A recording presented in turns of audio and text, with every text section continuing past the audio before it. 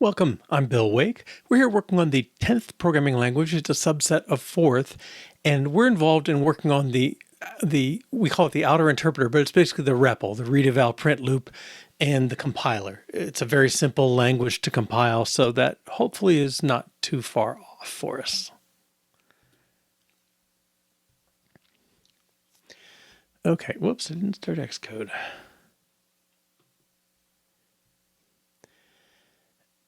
All right, so let's just run and see where we are. But we had a failing test yesterday, and I wasn't sure why either. Let's just make.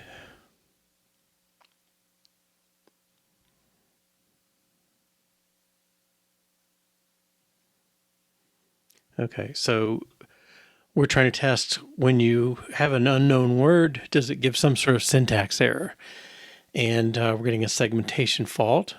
Let's pull this over to a better place. All right.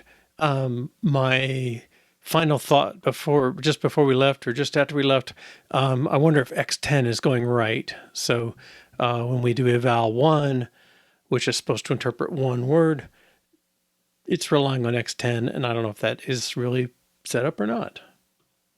I have a sneaking suspicion we need to make it kind of a global, but let's see. I'm not sure how to get into where we were. I guess we'll run. Well, we probably did it already, right? Let's run and see where it breaks. Okay, so it's in REPL test start capture error right at the load byte because we have a 0. Oh, we have it's not a 0 pointer, but it's not a valid address either. I don't know. It's not valid. Well, 3B is something, but it's not. I don't think it's real text either. I'm not sure what it is, where it's pointing from. Okay, let's look at X10. Okay, that's got the offensive name or address. Now, I think we looked in here. I don't think, yeah, we don't have that address. I mean, usually there might be a 1 in front, but addresses don't tend to fill out the top few bits because that's such a huge address space. Oh, okay, I guess we are here. All right, so let's go back and look at our capture error, whatever that is. That's in REPL. Okay, so I guess I'm presuming we're here. I mean, we're blowing up here, but I kind of think we went through this path to get there. X0 is system dictionary. All right, let's break a couple lines earlier. This is eval 1. I'm open to other suggestions about what to do as well, but I think we'll start there. Okay, so we'll run again. Yes. And here we are in eval 1. Breakpoint. Store X30, branch to dictionary init.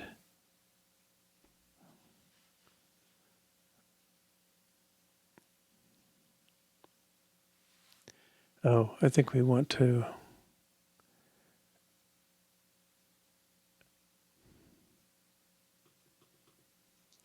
We've got these 3 evals. I guess I want to break here first.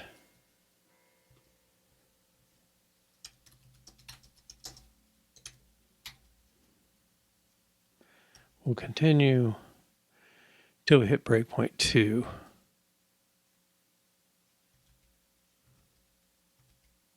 Okay.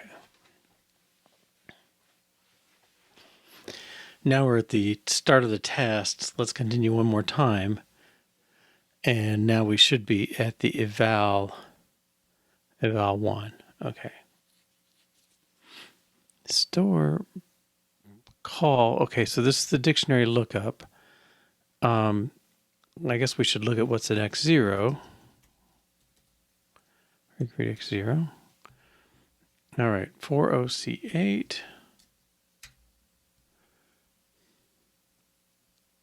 think that's after the code. Yep. I'm surprised this this data segment gets so big. We allocated some stuff statically, but I had thought, well, I don't know what the object file looks like, I guess. I thought the object file was just supposed to like keep a little marker and say, hey, allocate 3,000 bytes here. But maybe it doesn't. 40C8. Well, there's not a lot there. Suspicious. Let's go back and check what our test did.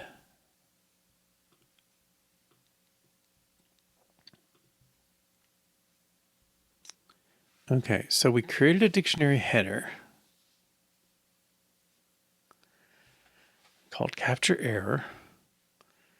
And then we loaded X with a missing word. Cap is not a word we have. And we called it val1. That's not a lot to go on. But it's also not encouraging, right? I mean, X0 is supposed to be the address of the missing word. Let's go back here. We should see the letter CAP somewhere.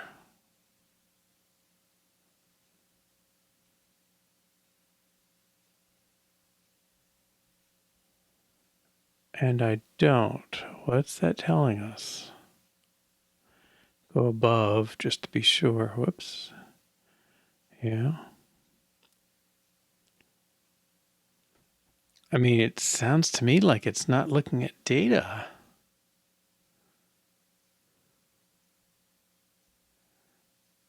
This is our code segment written out as binary. Or hex. Okay, that's very odd to me. We have a data segment. We align. We put in a word. Now everybody else gets their words in there, right? Push 42, add empty 10. So we should see some push 42s. Is that no?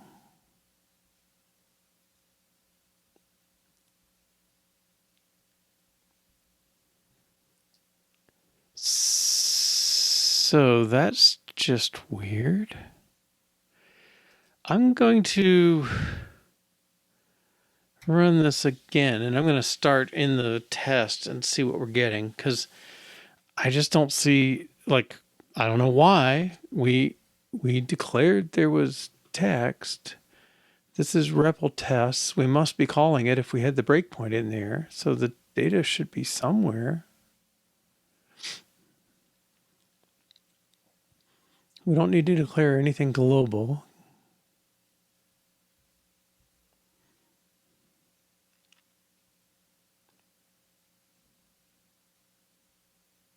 I don't see that either.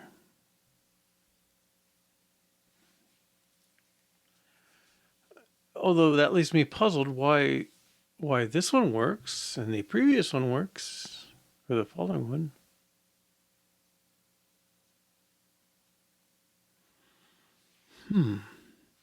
Okay, yeah, I don't have better insights. Run this again. Yes.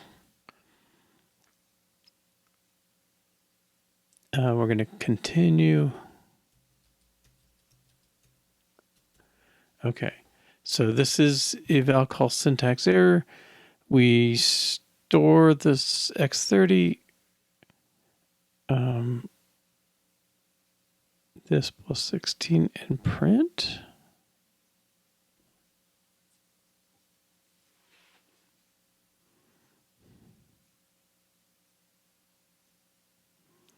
And then we skip through these two. Okay, so let's step step, step, step. Should be a no op. Oh, we're going to store SP X30, X28. Oh, this is print. Shoot. Am I dumping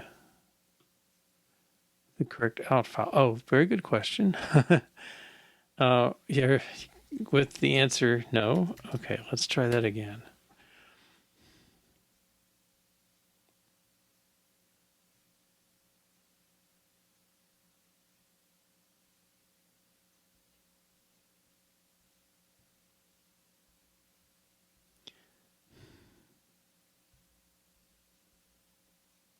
There we go. Okay, cap. Thank you. Let's continue till we get an eval 1. Breakpoint 1. Okay, eval 1. All right, let's look at X0. 140C8. 0. Well, I think that's halfway. 1, 2, 3, 4, 1, 2, 3, 4. Yeah, so C8 is here. CAP 0. Okay.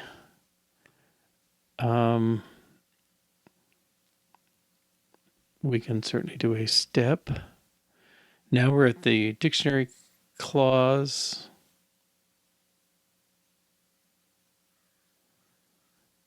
And we'll do a next, skip over it. Okay, so now when we read X0, okay, it's 0. This is the result of calling dictionary search. We get back a 0, so the word's not there. All right, so we're at the right test case. Branch not equal there. Okay, so I think we can safely do the compare. It should not branch because it is 0. Okay, and if I step twice, read X0. Okay, I have the system dictionary. Let's do a mem read minus C250. This.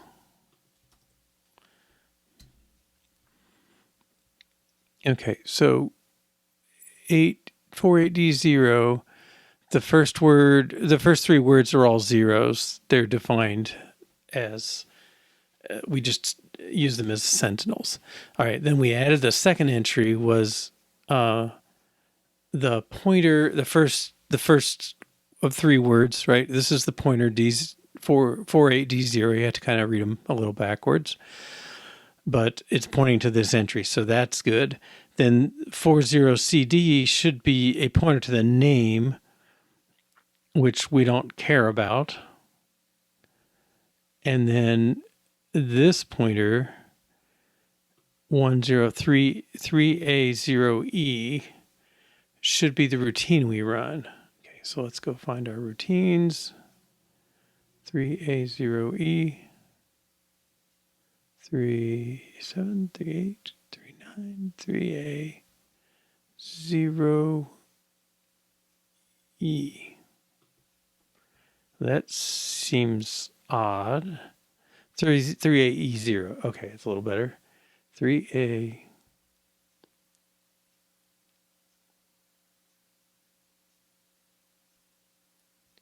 A B A C A D A E A E 0. There it is. 3AE0 is capture error. Okay, so it should do something there.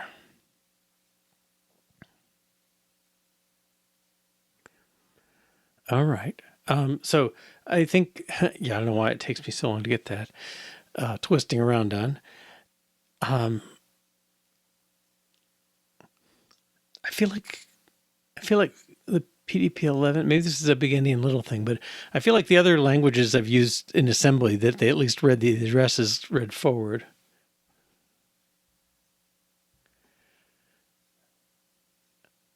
Wow. Thank you. They wrapped. Okay, so we're gifted a bunch of subscriptions. Tooks96, how are you doing? Good to see you. And thank you, THE Wrapped. That's very nice of you.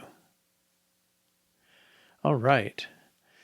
So this address looks fine to me. It looks like we're going to be calling this routine. That's what we want. Hey.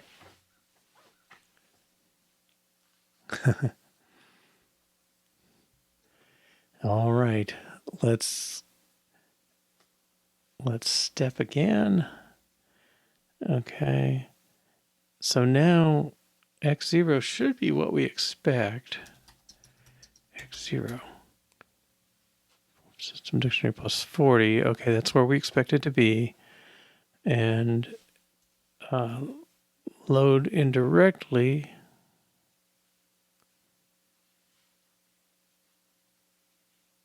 I'm not sure what I did wrong there. Keyboard. I just used the old Apple Bluetooth. I guess it's the wide one.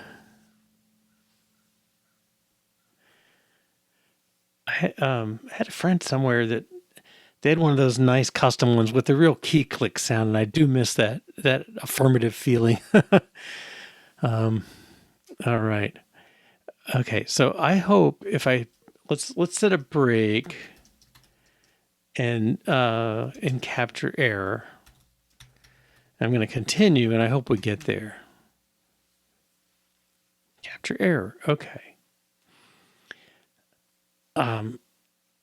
Right. So capture error is going to load x0 with something. Okay, so we'll step a couple times and look at x0. 1040cc. It seems like I bet it's print. No.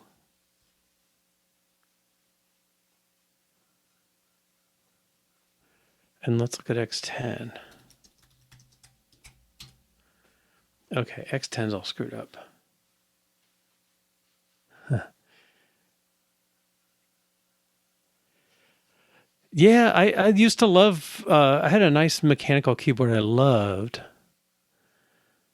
I mean, that physical feeling of clicking is pretty nice sometimes. I don't know if it's any, I don't know, it's got to be faster than this. This is very flat, you know. Unfortunately, I don't think keyboards are my limiting factor here. This is something else going on. X10. Yeah, so my suspicion is nothing is either X10 is not initialized or it's not maintained through all the path to here.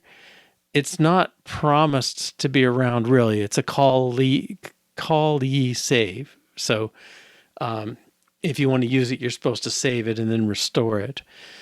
I think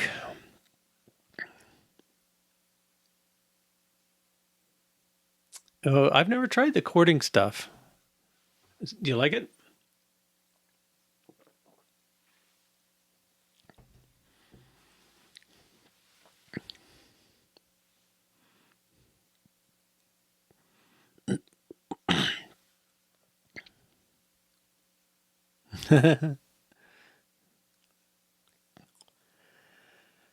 Yeah, I'm sure it's been a little while trying to learn to type again. All right. Um, I I don't know what to think about this. I guess we.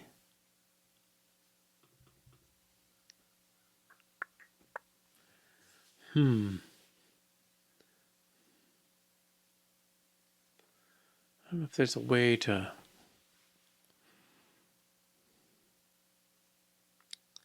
I almost think I don't know if we should switch from X10 to one of these ones that's really global and we control it. Let me find my register calling standard stuff. Temp registers caller saved.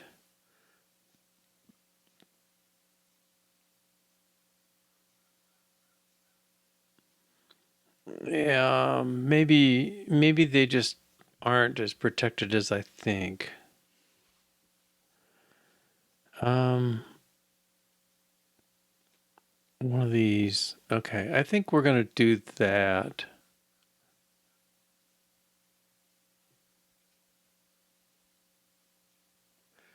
Oh, interesting. But how's it gonna know it's not supposed to be EHL or LEH or something?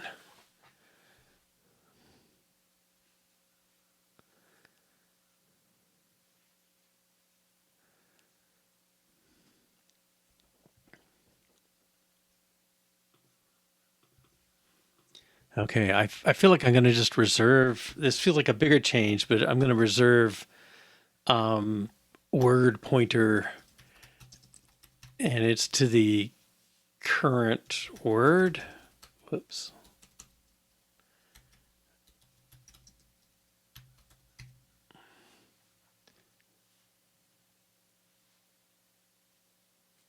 Oh, okay. Is there a way to reverse search in memory for the reverse value of what's in F10? Oh, that's not an idea. Hmm. It has enough commands.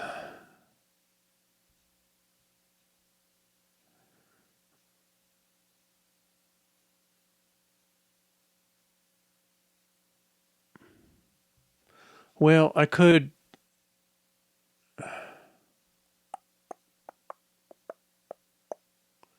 What can we do?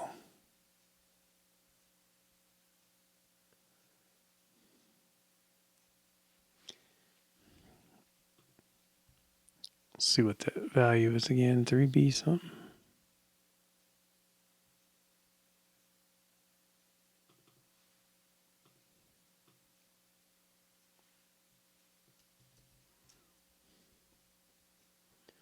Is it 104,000?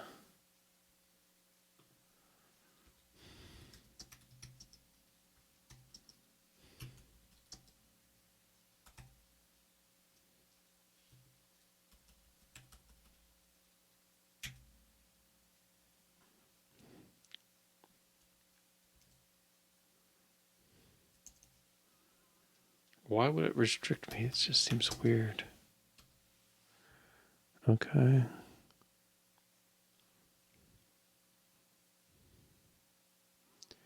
And we're looking for 3B 9179.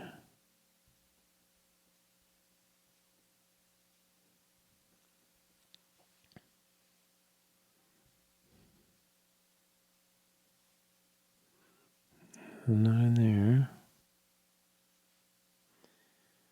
Hmm.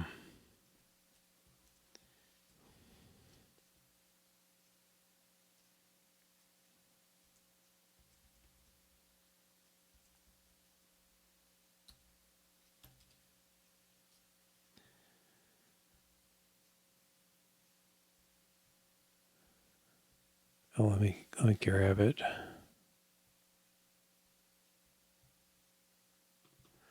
Are you wanting to look at this address? F1.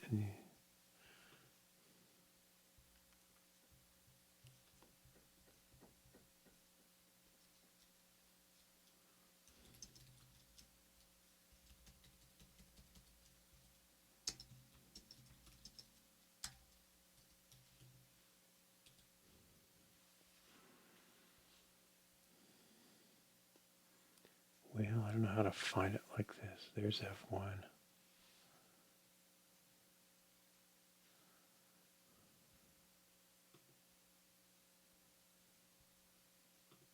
Let's go 3B.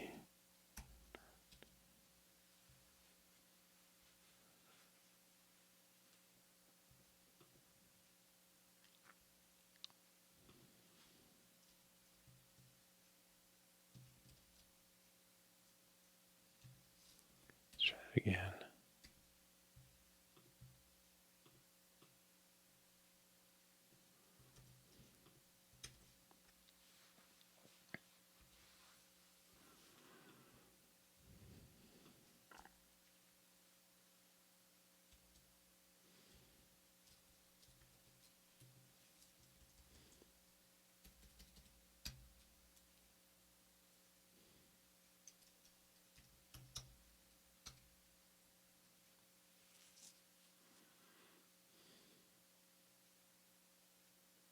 I wish it would highlight that line or drop me right there or something.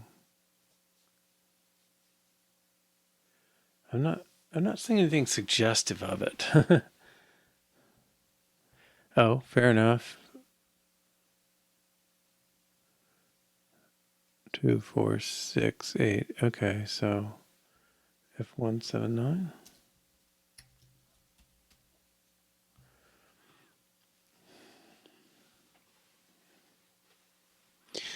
Well, I'm worried. Like, I think mostly we've called our own stuff, but like if we call print or read or any of those, right? We really can't trust X10 to be kept. I don't think. I'm not sure. I mean, the way I read this was callee saved, so I take that to be they're not supposed to destroy it on us, but I don't know if that's true. Completely true for that. The high end ones, like we're doing X21, do seem to be that. I don't know. So I don't think this is an address.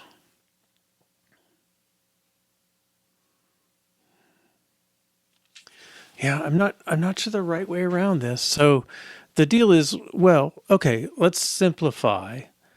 Let's just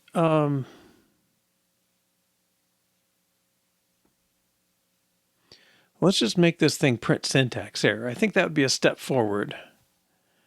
Where is that?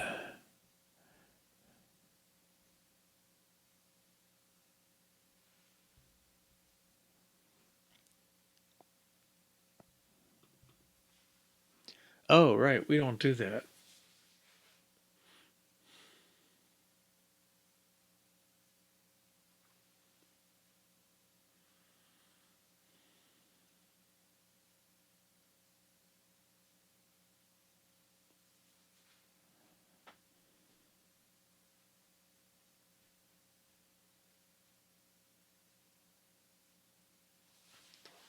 Okay.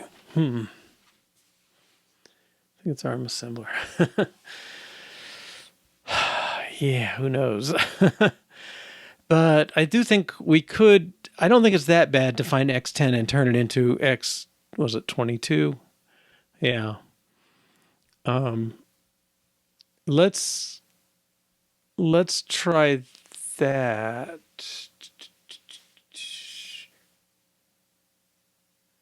Well, I don't know why it should matter, but I think it actually is handy to have that pointer.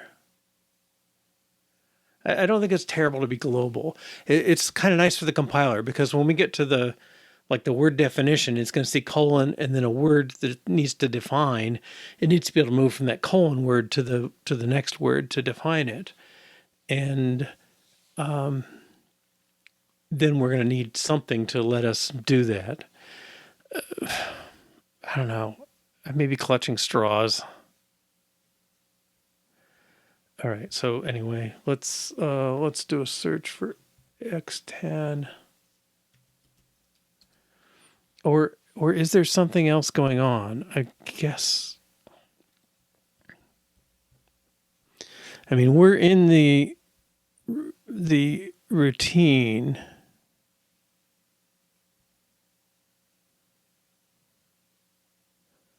We're in capture error. And X10 is not right. We didn't get that much.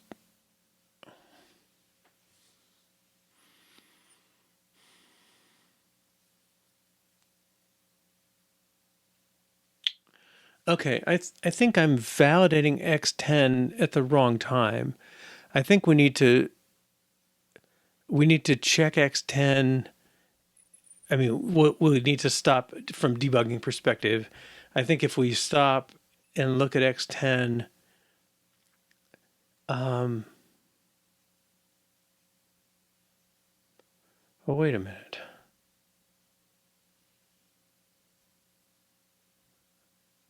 X0 gets the missing word. We never said X10. That's the deal. Move x10 gets x0. Okay, so the x10 is a side effect of our tokenizing, but we're not tokenizing here. We're just checking the word stuff. Okay, so maybe x10 is just garbage.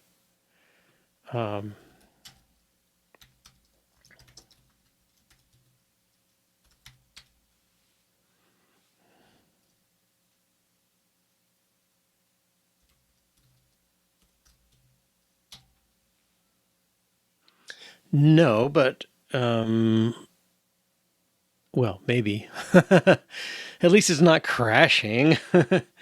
So x0 is 4344266. Where is that coming from? X167. Well, that's capital C because A is 65. And our test was definitely looking for capital C. That's there. L captured. Okay, so L captured is supposed to be the address we write this to. Now, W1 being like, that's not a character. I'm not quite sure. Let's turn this into decimal. Oof. Well, let's see if I can find my calculator again.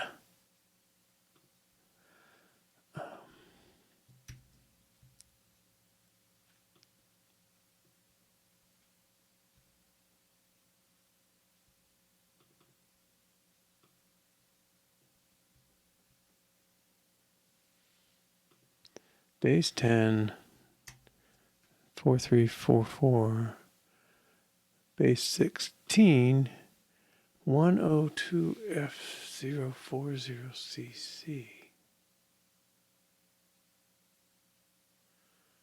Well, 10 is 16. I think I have that ASCII chart here still. 10 hex is, yeah, DLE, data link escape. Okay, some weird control character. That seems less than helpful. 2F slash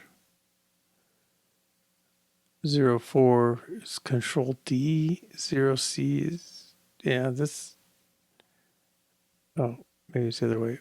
Maybe it's CC40F0. That's weird. 02. Yeah, it just doesn't seem like a reasonable thing. All right. Well, let's debug this. Now I think we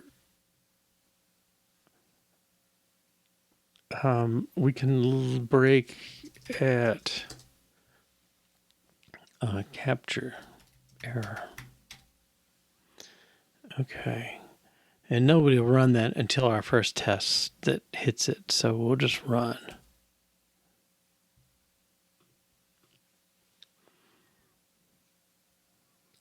Okay, so capture error. Load address X0 is captured. Okay, so I guess this is already when we're seeing bad. Okay, this zero's the capture routine. Does that seem okay? We don't care. Let's skip or step. Look at X0 again. Okay, 40CC.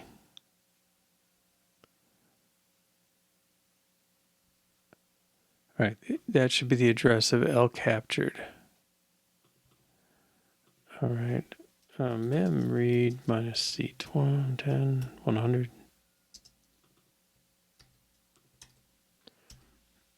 Okay, so 40CC. Well, what is that?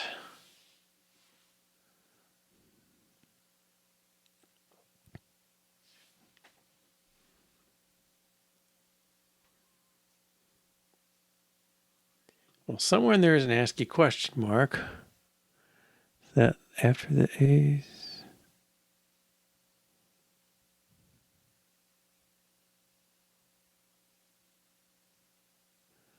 Okay, 3F hacks. Okay, That's our question mark, I guess. Okay. So that seems okay to me. So we got this address. This is where we're going to write our data value. And then let's look at X10.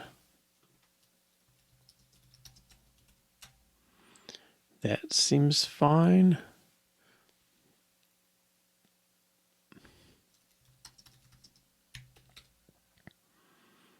W1 has some junk in it. Okay, let's step 40cc lower bits of the X0 value.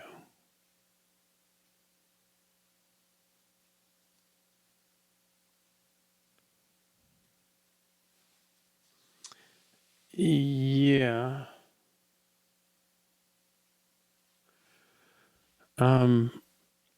Yeah, I don't know. See, this stuff could just be junk bytes. This is really, we have a 1 byte flag that we're going to use. We initialized it to question mark. Okay, now 40C8. Well, let's move this back a little.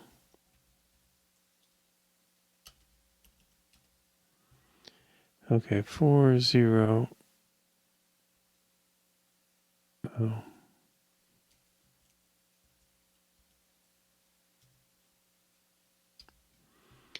40C8 is here.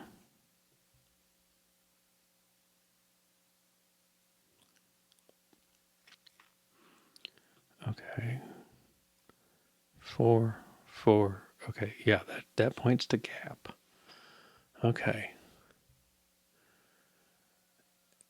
X10 points kind of where I think it should. Let's step and see what's in W1. Hopefully it's the cap, the C from cap. 4367, that's C. Okay. Now X0.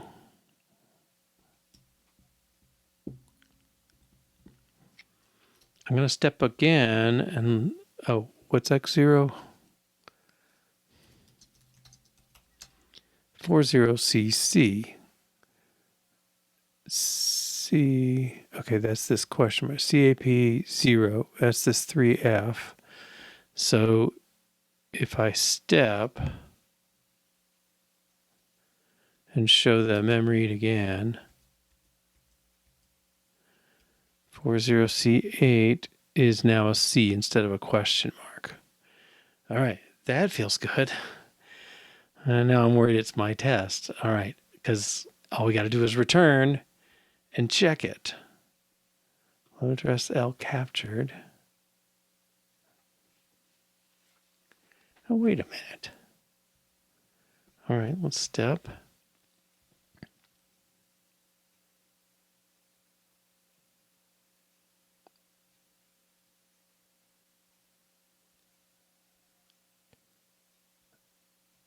LDR.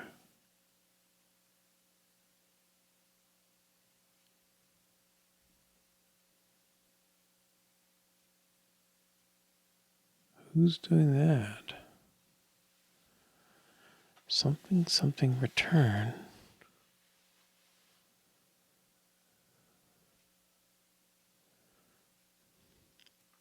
So what did I stepped over the return. I guess, yeah, why am I, oh, eval 1. Okay.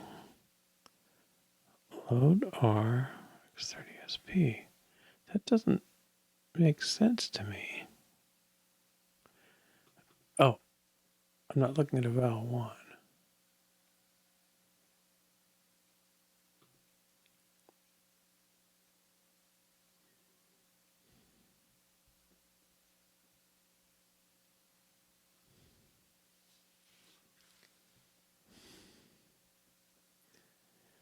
All right. Load address X0. So we've called this, okay, this is this. All right. So we'll step again. Step again. And now we've gone back to our routine. OXCC. Oh, that's the 2 steps to load. There's our 43. All right. So step.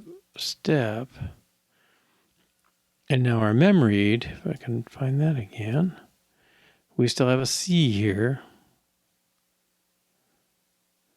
We're looking at a move X1.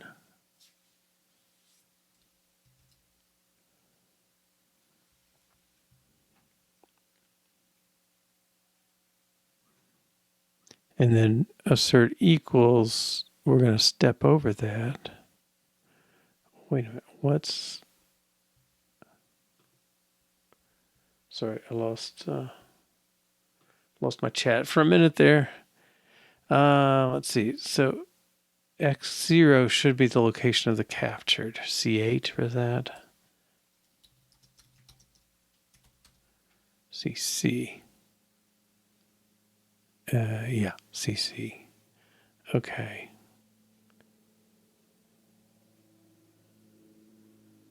X0 is the address of the captured. Well, we haven't.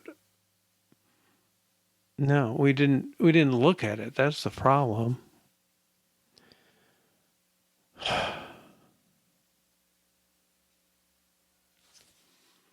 Go. So I think we loaded the address that contains the letter C, but we didn't load the value in the address.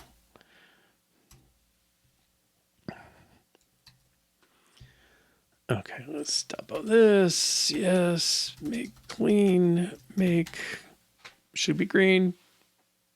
No, it's a different failure. No, that doesn't even seem possible.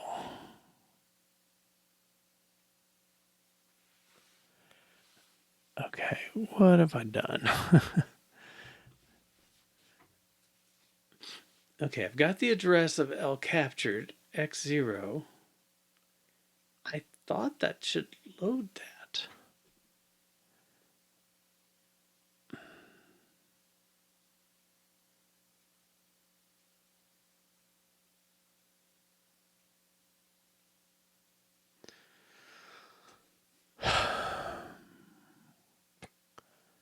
So we got some totally random value at L capture W0.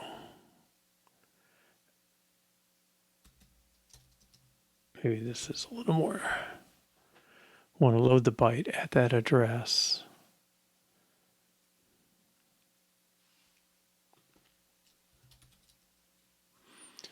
Okay. Yes, thank you, LDRB. Okay. But what I think this gives us, make rebel. One dupe sub should give us 0, 0, right? Okay. One find 1. Oh, okay. We proved that it calls the routine. We haven't done anything in the routine. Okay. Now that I'm maybe we'll test manually because that's really just printing is what we want to check there. I think so I believe what we've done, we set it up so that the first routine gets called as the error routine, and maybe that happens, but we don't have it defined yet, or we're not doing that in our system load. So let's go to main. Yeah, we're not doing that. Okay, so we need a routine. Now where that lives, maybe in REPL.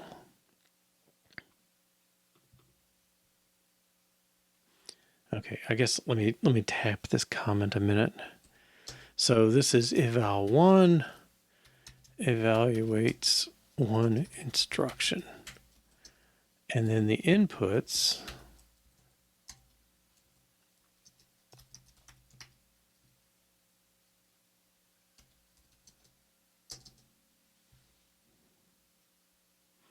I guess X0 is the word to execute. X10 is the current word from input. Do we care? Yeah, it's not going to be, okay, not going to be used otherwise. And then assumes first dictionary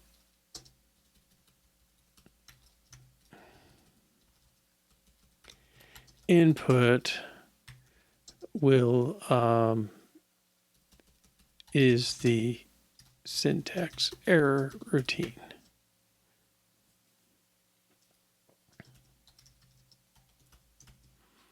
Okay.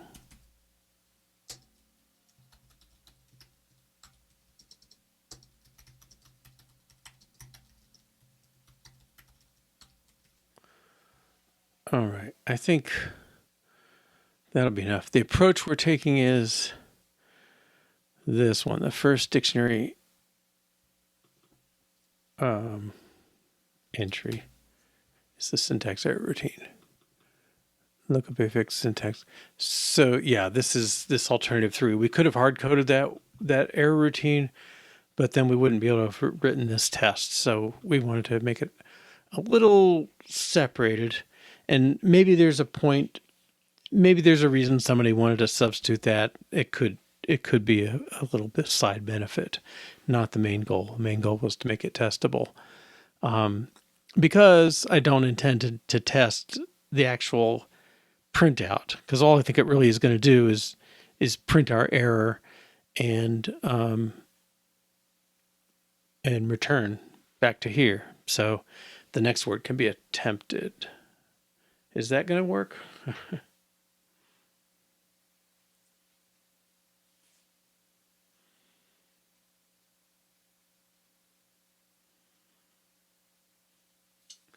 Yeah, I really don't want to come in here.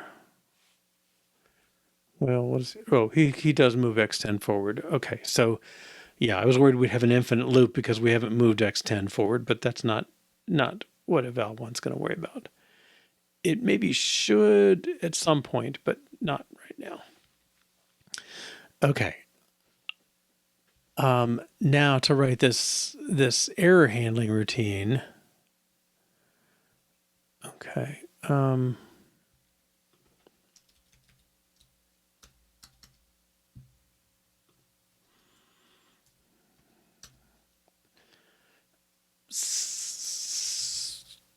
Print syntax error.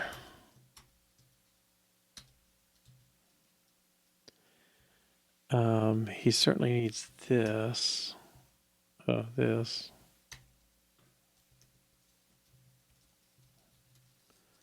He's going to call print, so he's got to do the prologue stuff.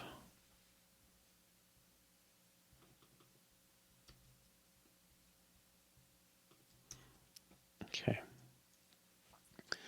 So print syntax error prints error message and word that wasn't found. Maybe this is word not found error. Let's make it a little more specific. Okay. And I believe he can have his own data here. So ASCII Z.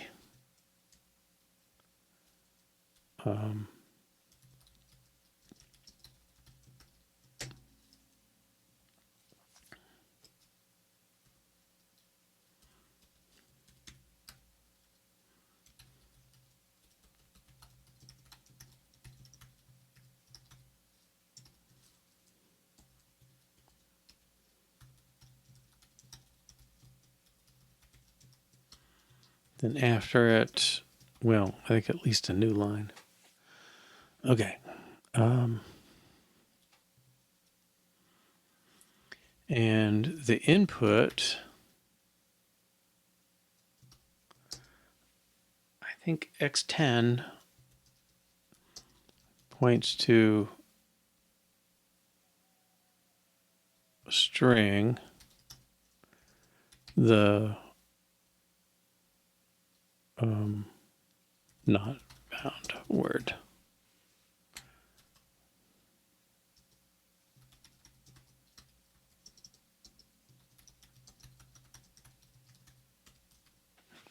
Okay.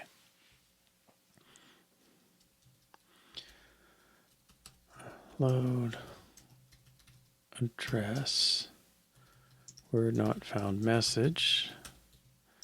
Field print.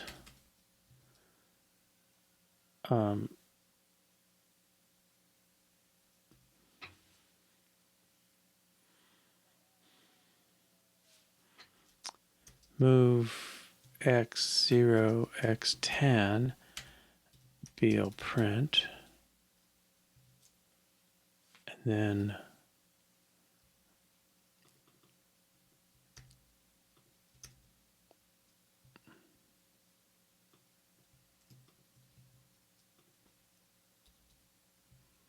except this time I want the suffix.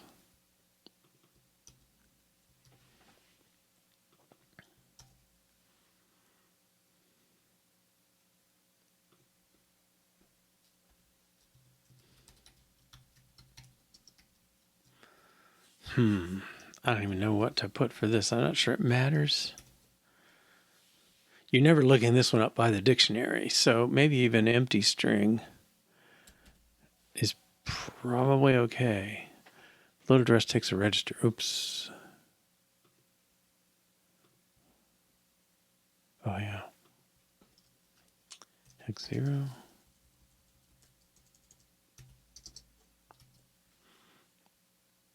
All right.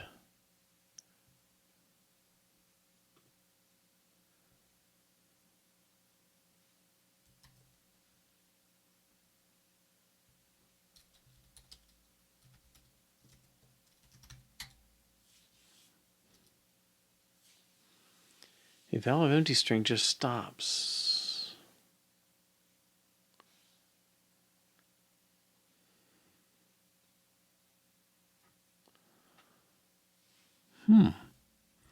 Is that the dictionary header bit throwing it off?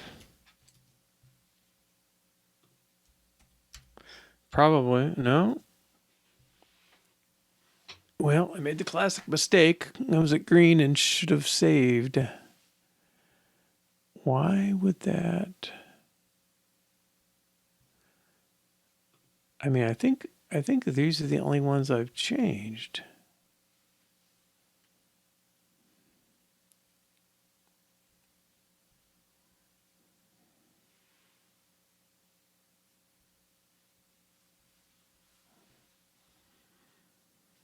This code should not be anything.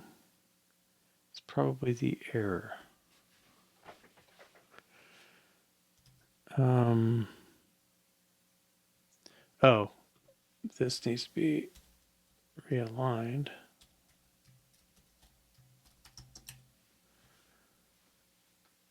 Because I put bytes instead of words.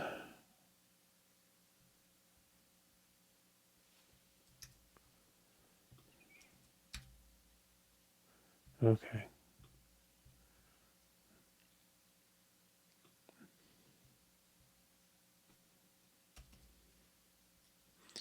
It may be that. Oh, yeah, good point. Oops, I didn't make. Did I save?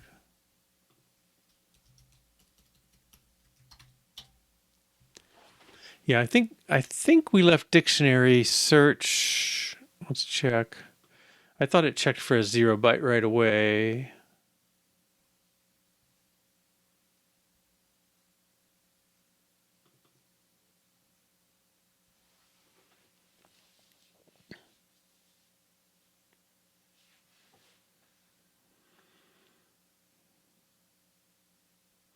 Yeah, maybe I better put a I just make this restriction. You can't do underscore words.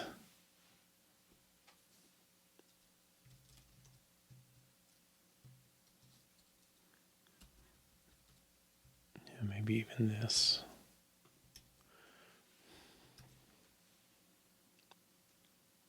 Yeah, I thought I had checked for zero length, but I don't see that working now because it's looking for x10, x1. If it's the system dictionary, then it's not found. I guess if it gets there,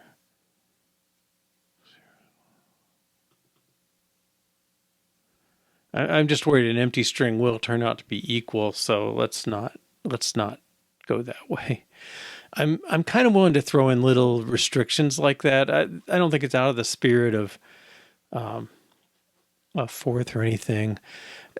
They do use the notion that there are primary routines that are not in the dictionary, but I think this will be a safe enough thing for us. We're not going to type those in without really intending to. Okay, now let's make REPL. Word not found error. Fair enough.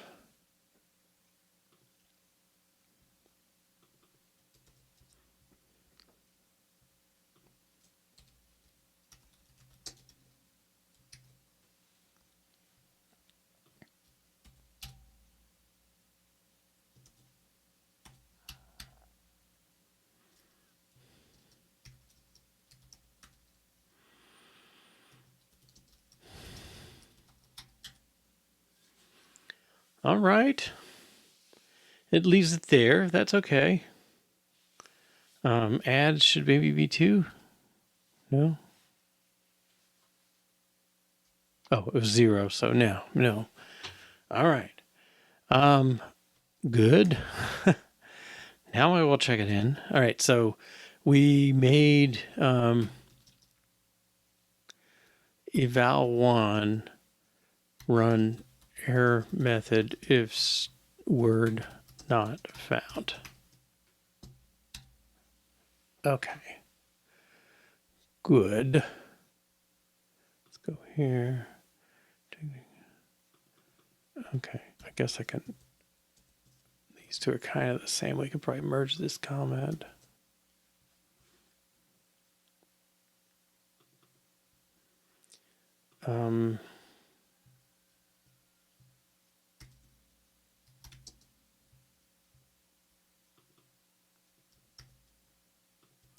So I'm kind of trying to move this up to the user domain instead of talking about eval and that. Failed dictionary lookup sort of makes sense to me. I can say words go in the dictionary and that's where they live. Make that report a syntax error. Okay, cool. Okay. Yeah, so I think, well, I'm happy for that. I think we've got our basic REPL, and that's a good thing. The big thing I want to do is start doing this work about writing the secondaries in. So that's really the compiler aspect, and it's moderately big. I mean, it's probably bigger than how far we got on the REPL so far. I don't know. We sort of, well, we maybe started it 2 days ago and really got into it yesterday. So it sounds like a couple day project anyway. This though, I think there is something going on here that bugs me, and that's that eval. It's the sort of 2-level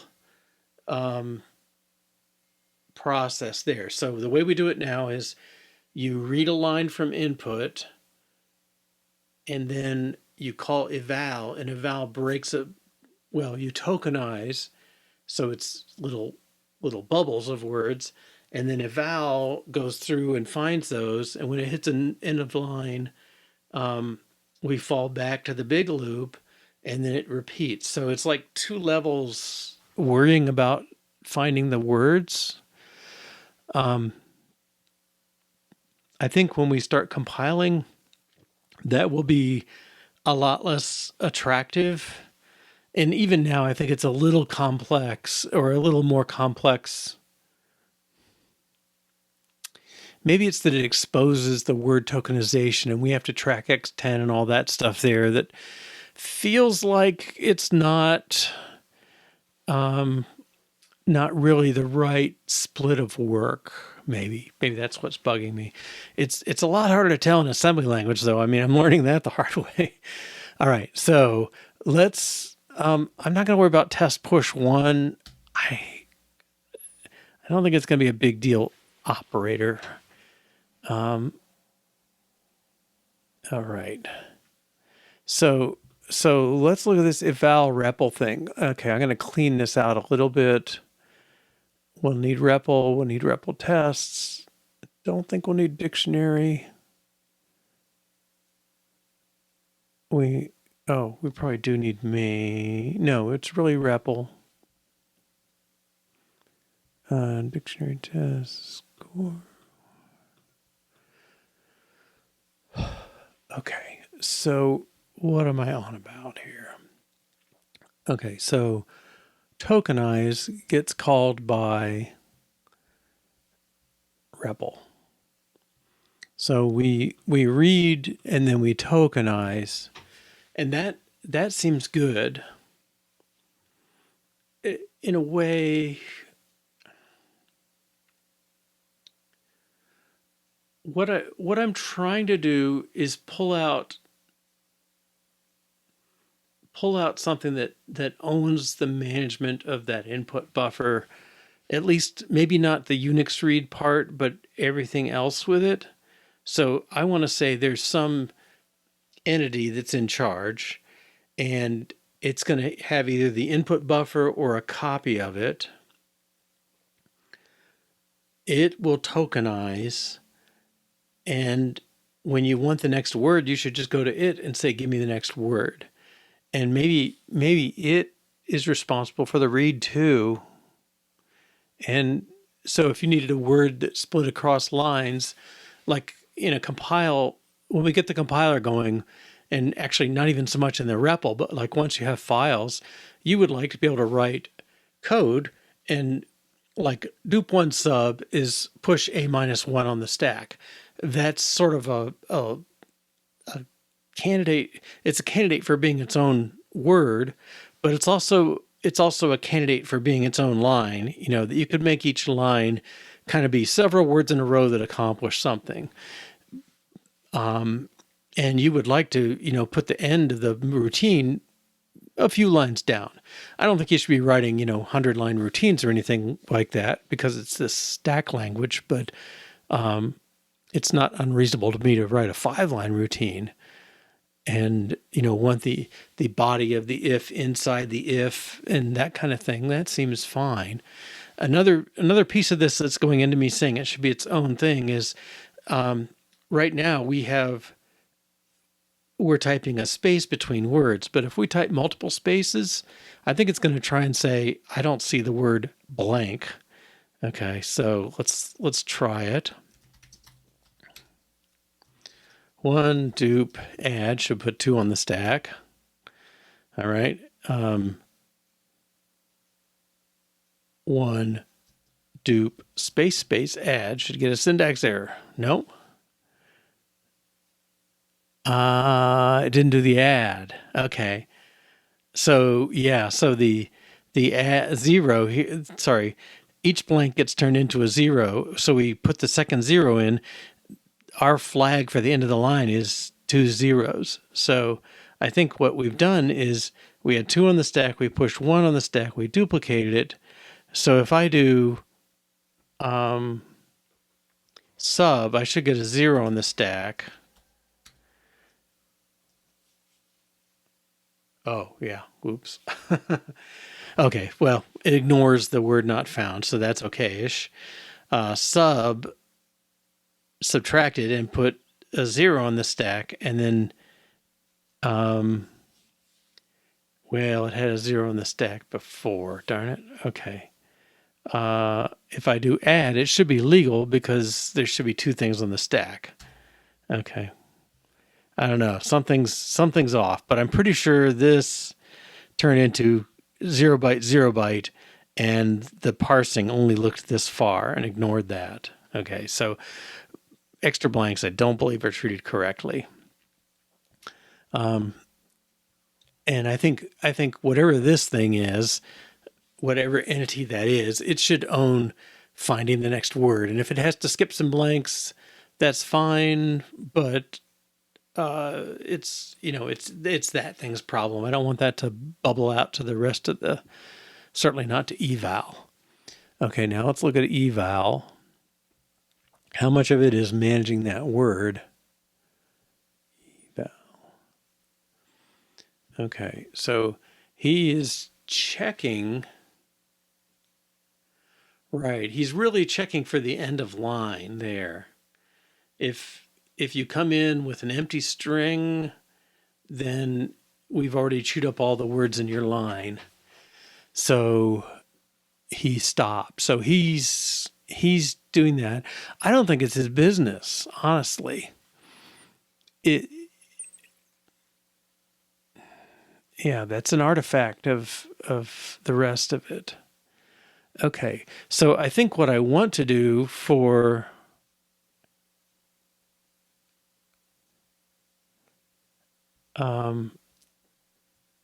let's see, where is it? The REPL. This should just be read the next word, I think. And it should own getting the word. The end of line stuff should be totally its problem. It should read, lookup should be put into the secondary.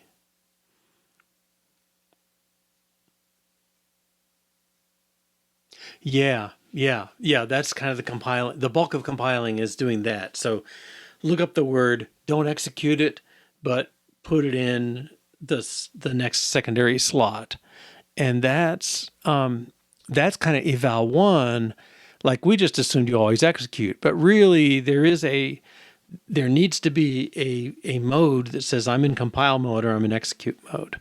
Now you can argue how we set them up and all that stuff, but somehow we know we could be saying maybe there's a compile one and eval one, and switching modes changes pointers to functions or something. But one way or the other, there's two modes going on, and we don't want to just execute them directly. That has to be a decision either here or on the other, outside of here, but somebody has to decide. Okay, so I believe, okay. I really feel like we're going to extract a module out of this. So this is, I think eval should get, okay, maybe that's what eval one is. It needs a word to execute. Where that word comes from, I think that is, I think that's like read word or something like that. Okay, so let's extract method. I think that'll be a step. So what I'd like to do is called read word. And I want it to do whatever it has to for this. Well, okay, for now we'll extract method. Wow. I know I want this somewhere else. Okay, let's put it above. Where text line 2. Okay, so read word is a new method. It does all that stuff. Then it returns. It's got a prologue. At least this. I don't know, store x10? If REPL has done that, yeah, we'll leave it that way for now. And then the end.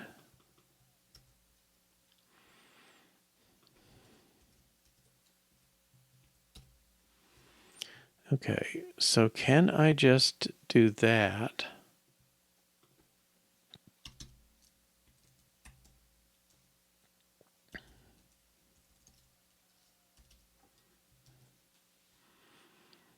Okay, so we copied in, we adjusted prologues and epilogues, and we're calling it. Okay.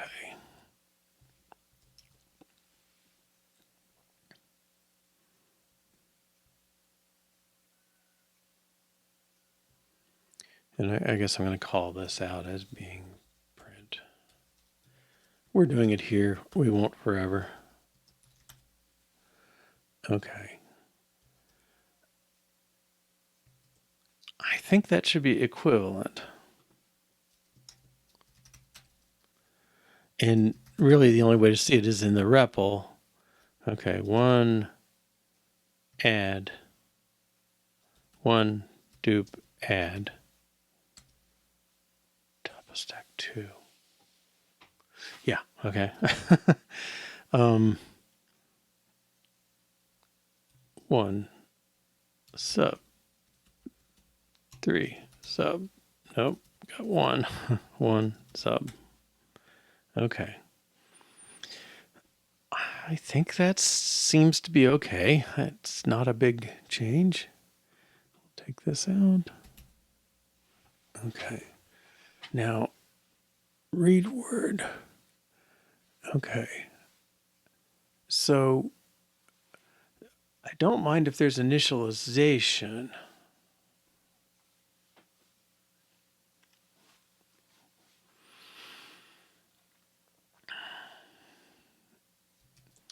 Sorry, what did I change there? I think I just deleted code, but just to make sure. Make REPL 1 add 1 add. Whoops, I've gone too far. 1 dupe, 1 add, 1 add. That's my mistake on the stack. Okay, I got 3 on the stack. Sub. Okay. But I don't think I've changed anything there. Okay, so extract method read word from REPL.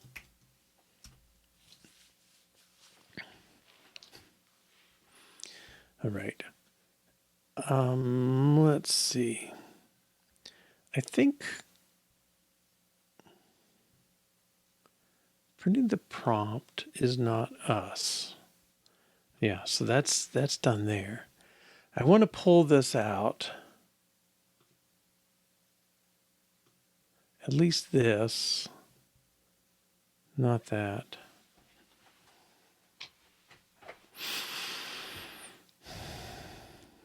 And I want to pull read word out. Okay, so this is part of the REPL, yes. I'm not sure what to call it. Still assembler. Still goes the directory up.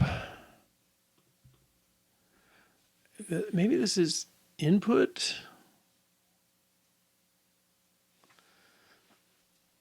It's going to be a cluster of stuff.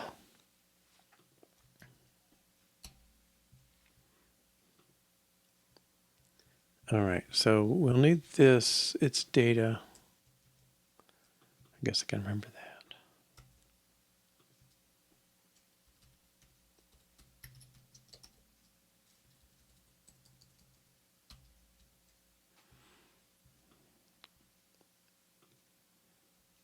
Top prefix, that's more the printout. And then read word.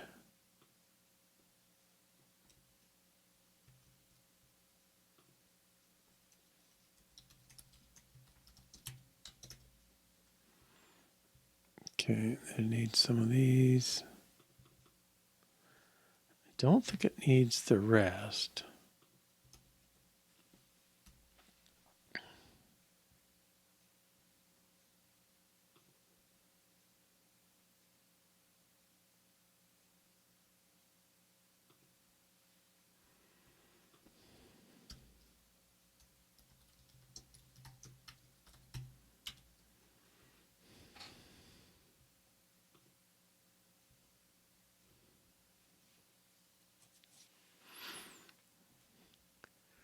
Okay.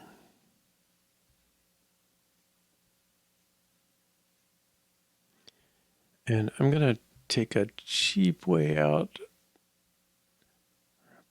Where'd word go? Oh, I cut it out completely. Okay.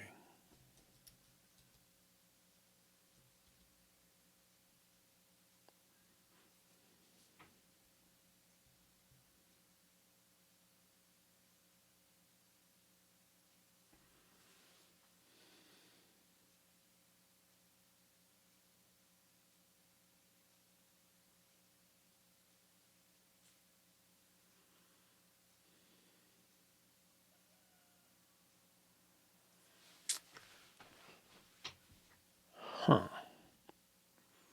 Okay, I think this maybe belongs in the other function. So eval, in effect, I want eval to get the next word. I'm going to move it down in there for now. So this is I'm not sure what the right word for this is, but it's not really. It's really moving code into the method that called it before. Yeah, reword will set X to the buffer. Really, it's going to start setting it to the word, but we'll deal with that. That's going to be the big change. This should still work. At least that's my intent. Okay, yes, you do have to put it in the make file.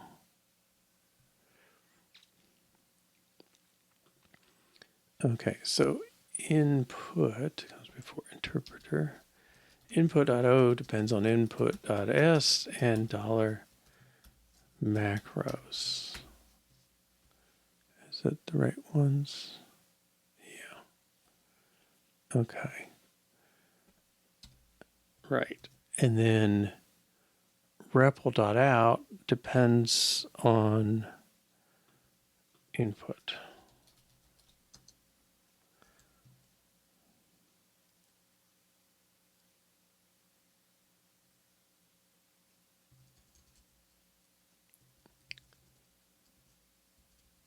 Maybe I should, I don't know the best ways to keep these things together, but maybe sorted is better than random. You have to put the target one or the name one first, but the rest of them can be in any order.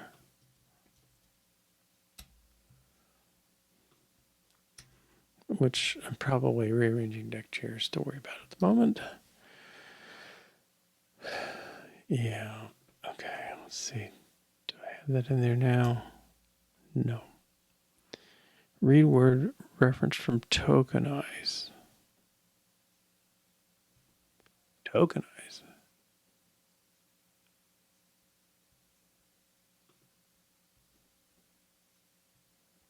How can that be true?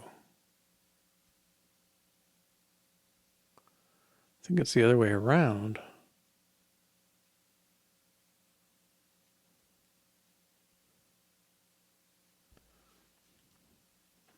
Undefined symbol referenced from token.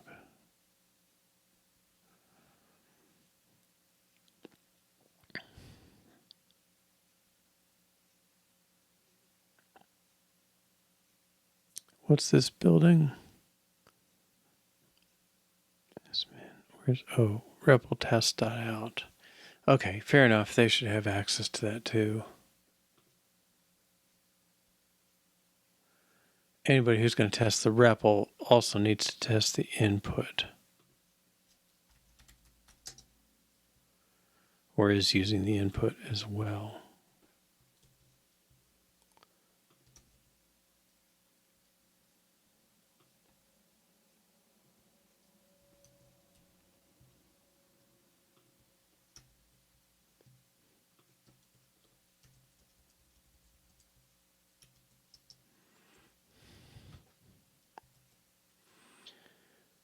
Okay.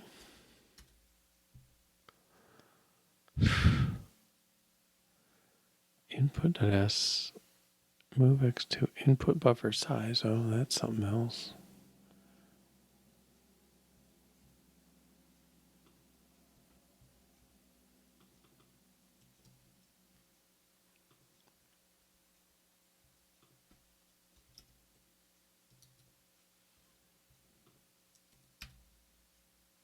Good. Okay.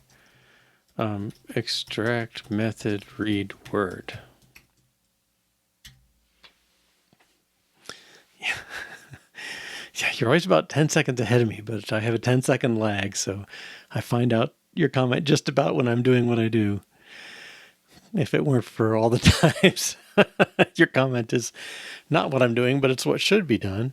All right. Anyway, that was, I mean, it's an extract method plus. It's really a move method, right? Because we moved it to a separate file. Well, it's both an extract and a move.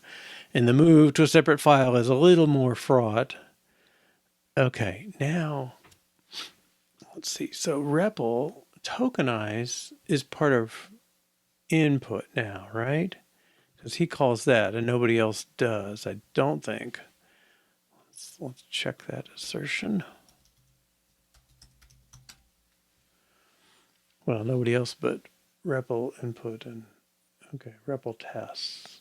Okay, that could be an input test. Yeah, I think that's a fair assertion. So here's tokenize.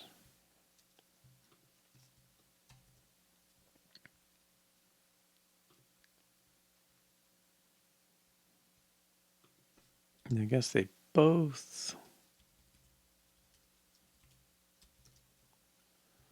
Oh.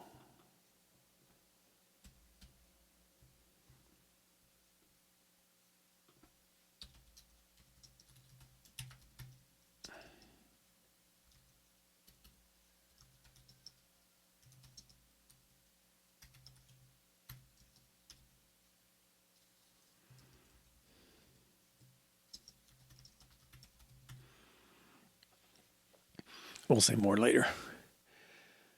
Okay, so REPL. I don't think it's going to say tokenize anymore. Oh, here's something to move. Okay. And actually, I don't think we need that anywhere because that's private to input now. So already we're getting a little payoff. Okay. Now,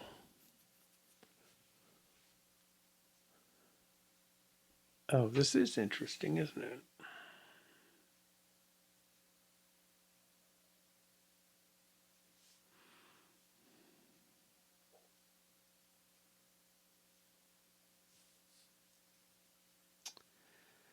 Yeah, we're gonna have to do something about that, and also this. So I guess what I'm rubbing my chin over is like, oh, wait a minute, we don't want to print after every word. We want to print after every evaluation.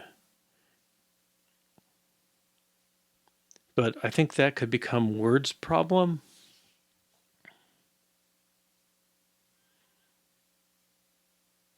Well, if it did,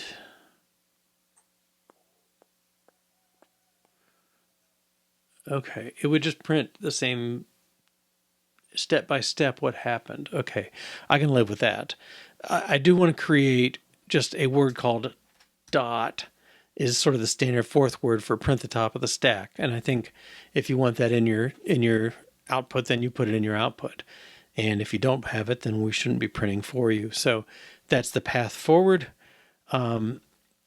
This, yeah, we're gonna have to watch. We'll have some setup, I think.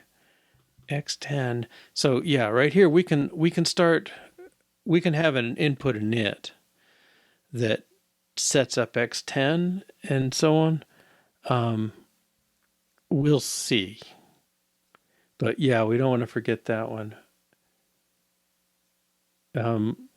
We may need a separate variable or something to keep the following word, or we keep track of the current word until it's asked for the next one, and therefore we can move it then. I think maybe we're okay. It's just the timing, but we got to watch it. All right, now REPL tests has, let's find the tests for tokenize. Yeah, this Eval of empty string, that stuff's more, that's more eval, true eval. This may be a REPL or eval test, but we'll see how that goes. In a way, I think it's a REPL test more than an eval test, but okay, but this stuff. So let me just copy it. We have REPL tests, copy, paste, nope. I thought I could just do a copy on here. Copy, paste. Yeah, okay. Let me just add a new file. Still assembly. It's going to be input tests.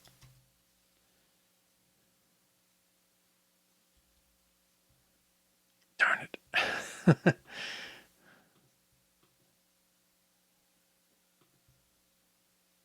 Try that again.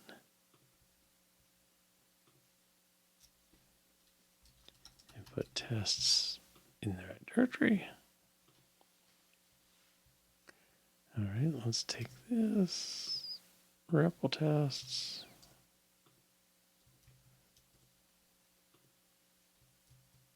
Oops.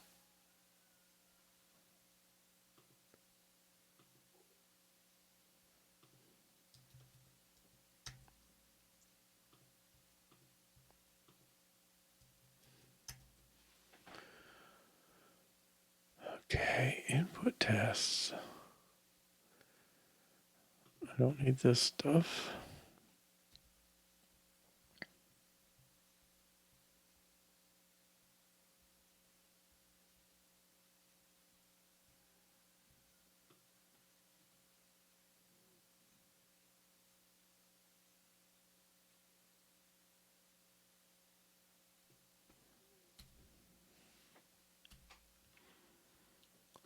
Make file is going to have input tests.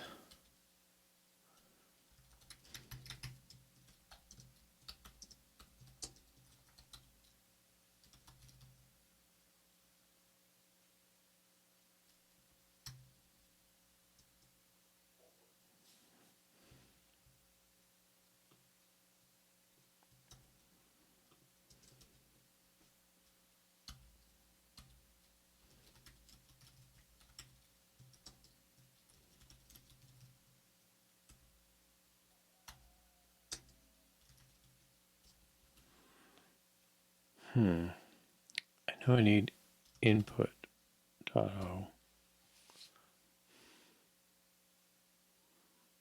Don't know if I need anything else. C-like. I guess core and C-like. What's in core? Maybe not.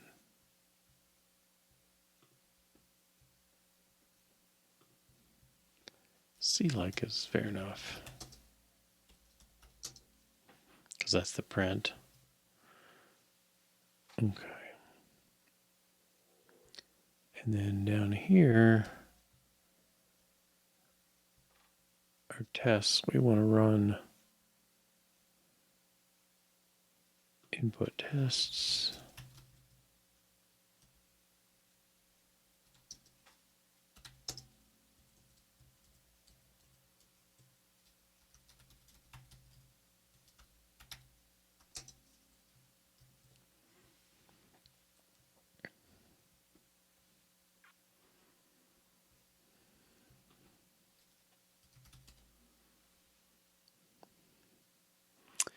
Oh yeah.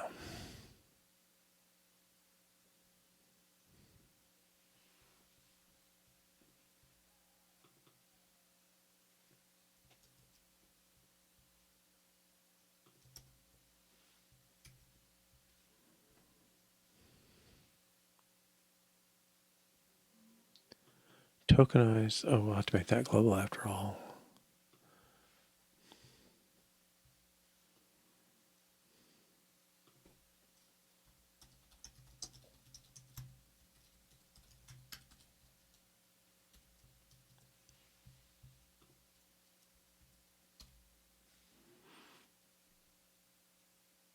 And I got to change the wording to all tests.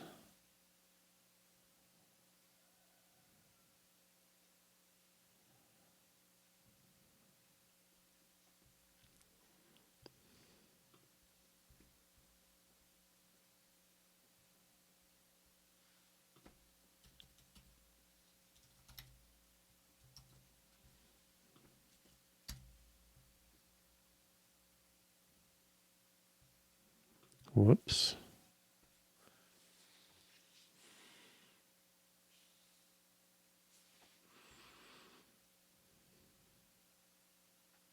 Was that true last time? I don't know, but it's true this time. Okay. Input test.out depends on input test.out, etc. Tests depends on input test.out. Oh, dot slash.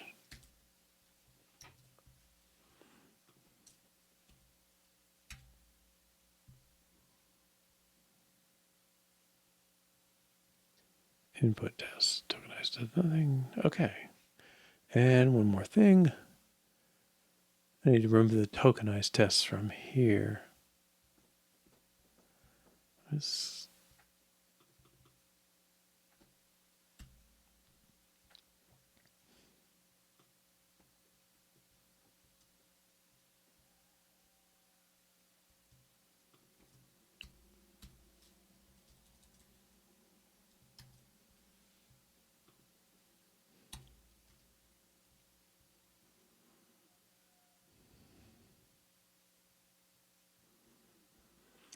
And I guess I'm going to make this makefile core input interpreter. I'm going to run them in the same order too. Select core input interpreter.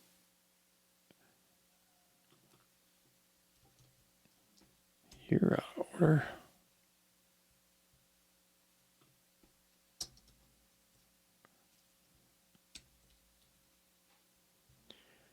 CDIIR. Select core input dictionary.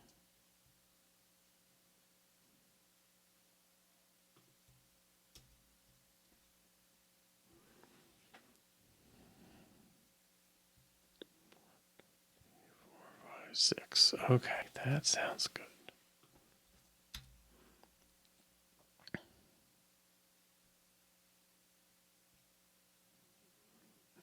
All right. Extract tokenized tests to input tests.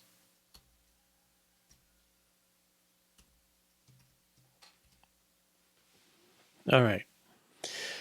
Okay, let's just take a break. I think we'll come back and work on pulling out this one word at a time thing. It's going to affect REPL and it's going to affect our search stuff. In the end, I expect eval1 will be renamed to eval and do the right thing. All right, so 3 or 4 minutes and then we'll come back and tackle that.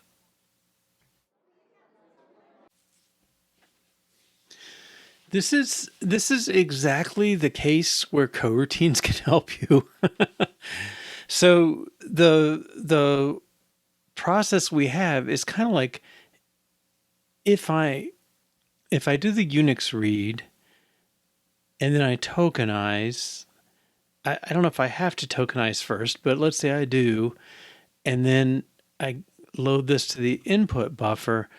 I want to pass that right on. That is a good word right there. I'm pointing to the input buffer with the first word, and that makes sense. The next time they call input, though, I don't want to start there. I want to be in a loop, basically this loop we put over here in eval. Like get the next word. Well, it makes sure it's not the end of the buffer, because if it's the end of the buffer, it wants to kick out, so we can go back and do a Unix read. But I'd like to have this loop, except for this stuff, in input, and then have it just keep doing that. And then every time it's ready to spit out a word, it spits it out. And if it doesn't have one, it does a read. and then tokenizes and then spits it out. I mean, it's kind of a perfect situation for it.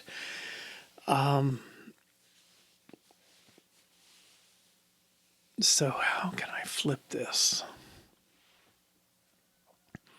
I'd really like to make good use of this if I can.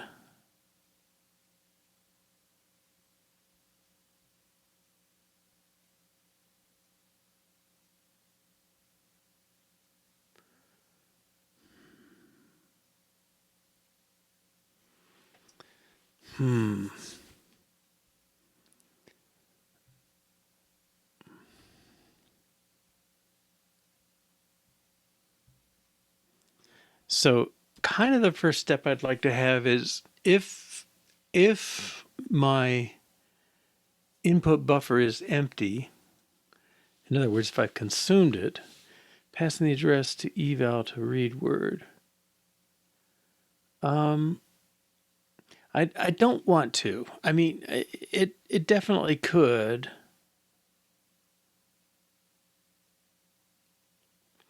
See, this is, let me go back to REPL. This is kind of, oh, where's the stuff for it?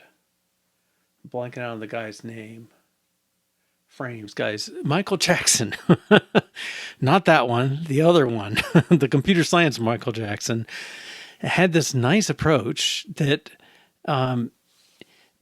basically you can take an input stream, and if you sort of have a regular expression that defines it, like you have a header and then a body and then a footer, okay, you can write a regular expression that says, one or more header lines, one or more body lines followed by one footer is a regular expression. And he basically defines an approach that can turn that specification into code, or you can with it. But some situations get complicated because you have, like we do here, this sort of mutual back and forth. We want to evaluate, and then we want to go back and read and evaluate and read. But there's also sort of a third process out there that's the Unix process. We want to read a new Unix thing and then use it. And so this kind of coordination between them has a very natural coroutine structure. But coroutines, I mean, they're kind of coming back a little. I was in a discussion with some friends Tuesday night about coroutines in Kotlin, and this person was using something that used them, and he wasn't quite clear exactly how that was working. And I don't know if any of us were. The person who was most likely to know was probably out of the room. But in any case, this coroutine structure is kind of like run my code a little bit and then return or yield. And then when you pick up, the next time you call me, I'm going to pick up at the yield, not at my start, like most routines do now. And in like the 60s, the normal subroutine stuff was kind of one choice among many. The coroutines never, I think it made it into a couple languages, and maybe, I don't know if async await is kind of a variant, but it sort of has the feel of async await. And then now languages are picking it back in.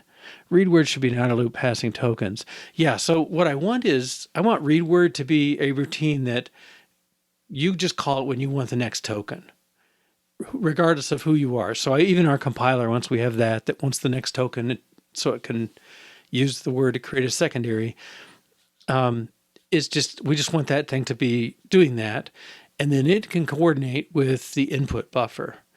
Now, I don't know if,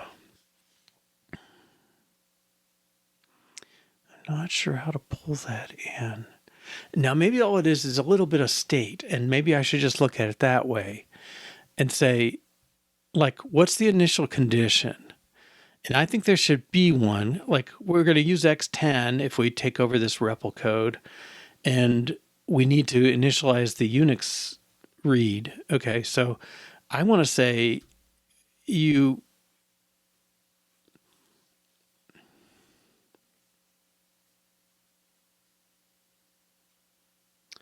well, I kind of want to say this. I want to say load address No, I don't. I want to say, I want to assume X10 is this global pointer for things, I guess. Okay. So X10 is already pointing somewhere. If we're initialized correctly, X10 is pointing at an empty word, and that's our trigger that says you should read your buffer again. So I want to say that. So load X10 has got some stuff in it, and I want to say load X0, load register X0 with the contents of X10. And now if I look at X0,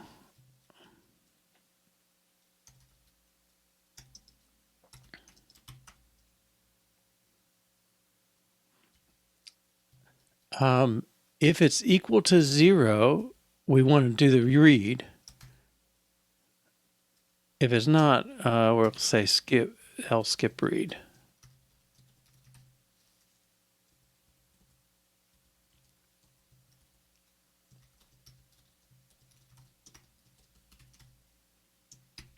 Okay.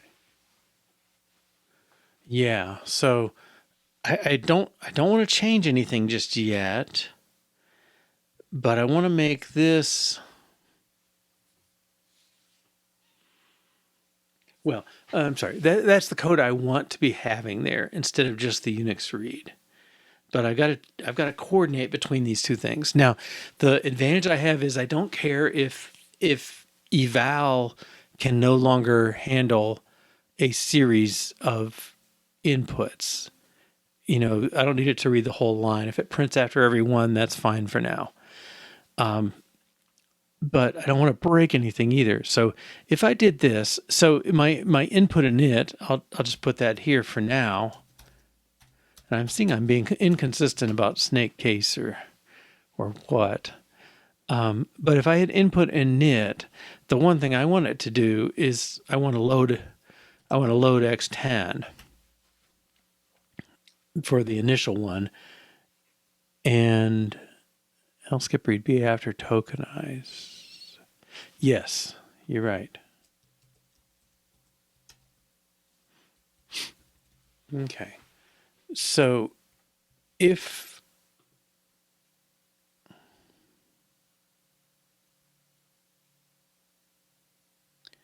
I believe the way things are now. Okay.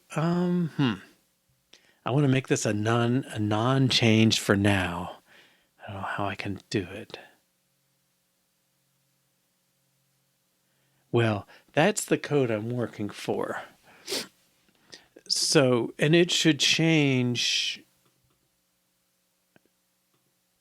like X10, right? Should be pointing now at the first word.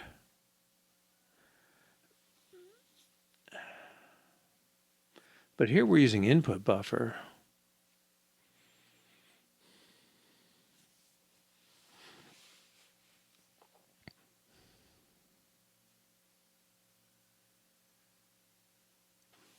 Okay, I want to make, I'm going to say move 0, X0 gets 0. Okay, I'm going to take this out for now. All right, compare B, X0, is it 0? If it's not 0, branch down. All right, let me indent these. Okay, if it's not 0, branch down. Otherwise, do a Unix read and a load address and a tokenize. Okay, so I think my claim is this should be neutral right now. Well, if I knew what I was doing. I keep trying to do compare byte.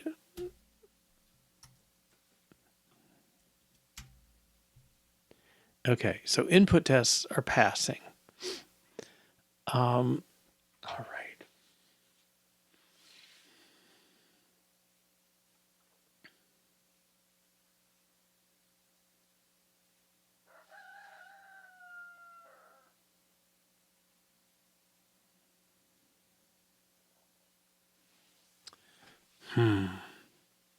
But if you have an empty line, we want to make sure you handle that. But that's a different problem.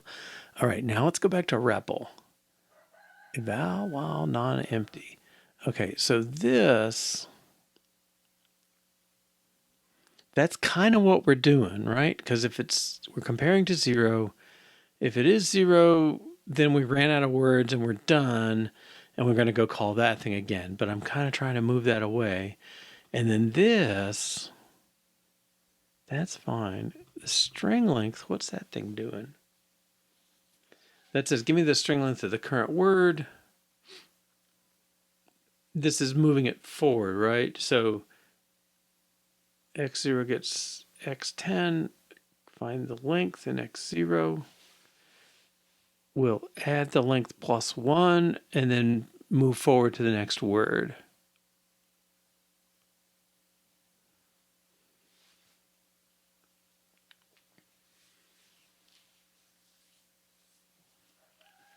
Can I do this?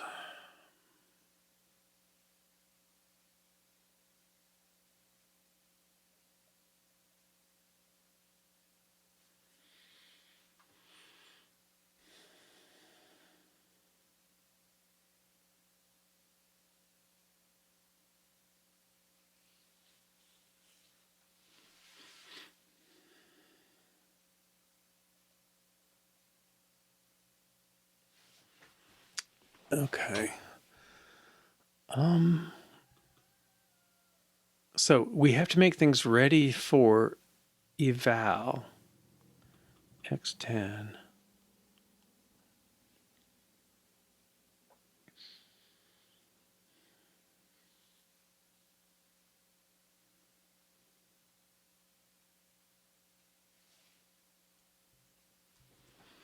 Okay, I'm going to try and make it a combination. So if we tokenize, we're then expecting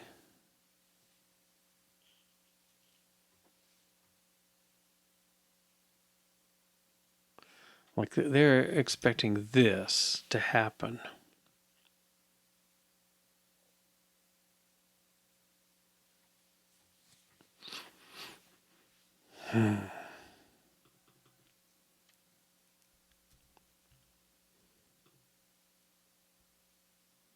Okay, so the order is read input and then eval. So if read input left this there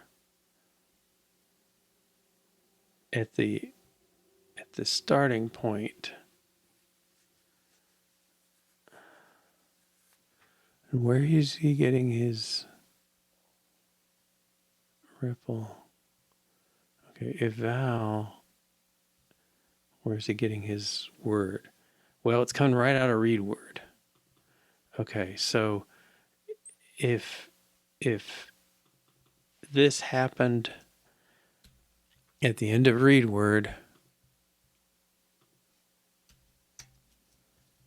I think we'd be okay. The end of read word. Huh. Okay. Skip read. Load X to the input buffer.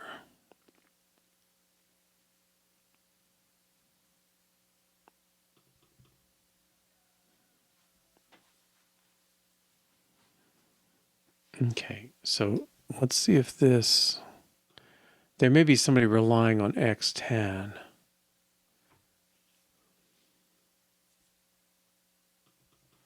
I'm going to move this up to the caller. Oh, he's already there. And that. Okay.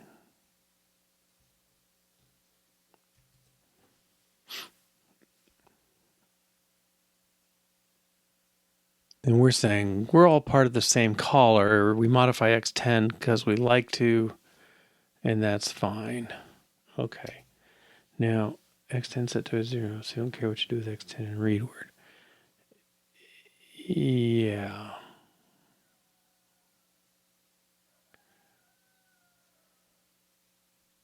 Yeah, it might. Okay. I'm hoping I'm at neutral, no change point. Good. No. Darn it. End of just 42, push 42, leaves 42 on the stack. Let's look at that.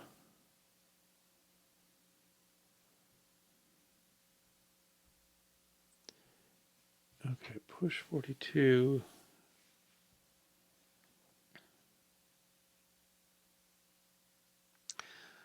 Well, okay. This is coming because we don't use.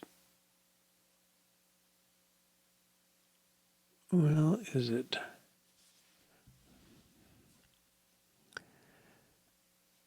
Segmentation fault.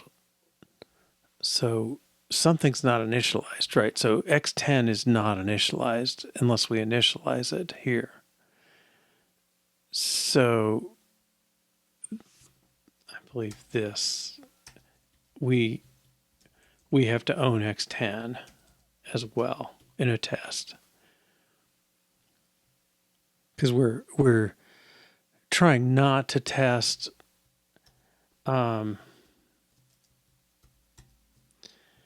we're not trying to test tokenize here. We're just trying to test evaluation in sort of an easy way. Okay, but I think that's why those two tests will have struggled. Okay.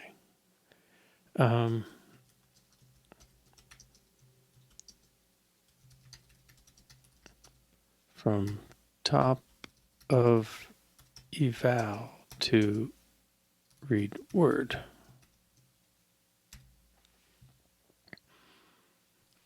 All right. And now this may be tricky.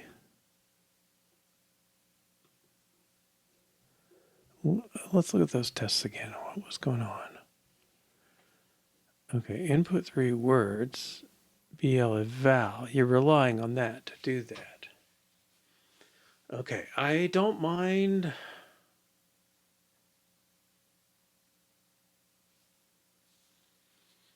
I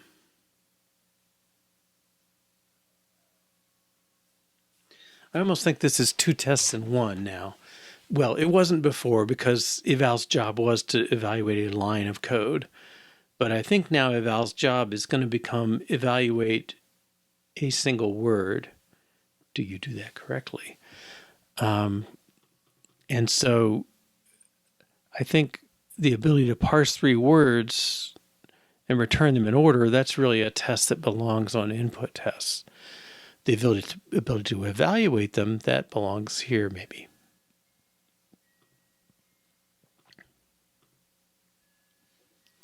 All right. So X0 gets contents of X10. I really think I can I move this? We're not failing. Okay. Yeah, I really want to get the extra word parsing out of here. Okay, so this load contents of X0 compare. Again, that's something the word should be doing.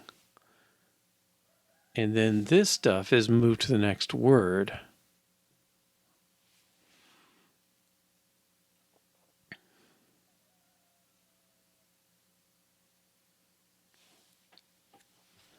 Okay.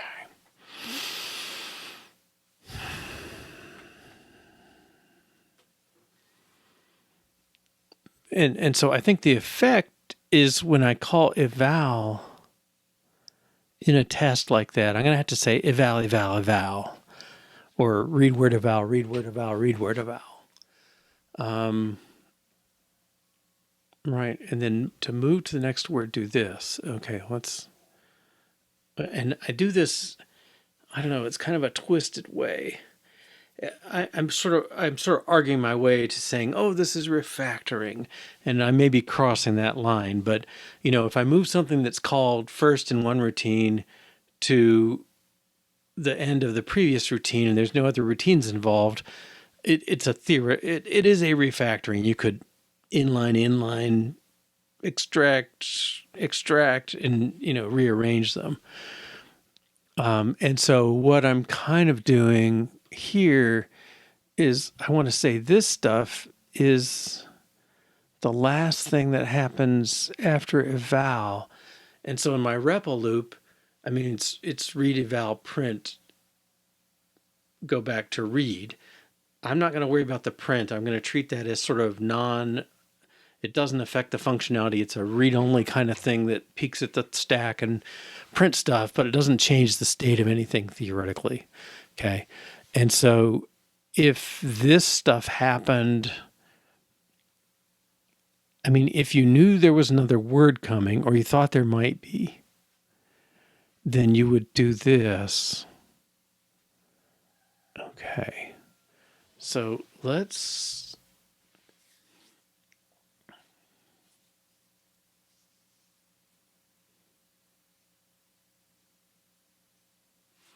Yeah, I kind of want to pull this followed by that into my input. Okay, so I read an address. This feels like it's part of the read, right? I'm changing the current pointer to things. Do I want to move that up?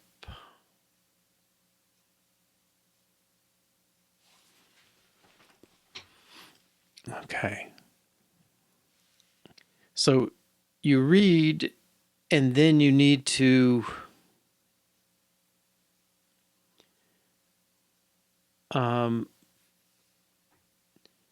you kind of need to go back here.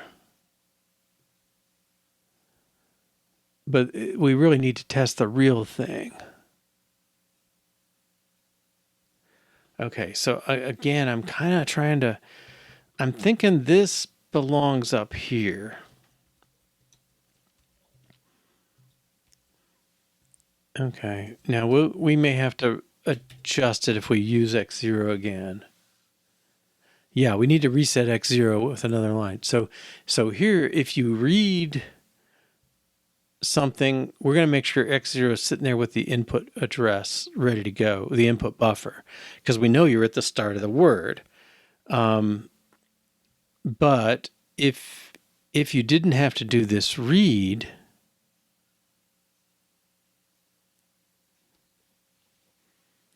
right, then we want to go through to the next word, and that's that string length and all that stuff.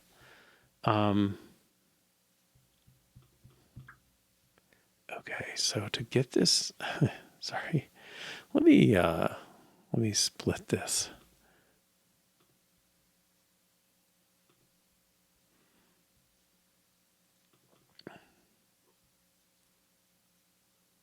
We're looking at REPL. Okay, so in effect,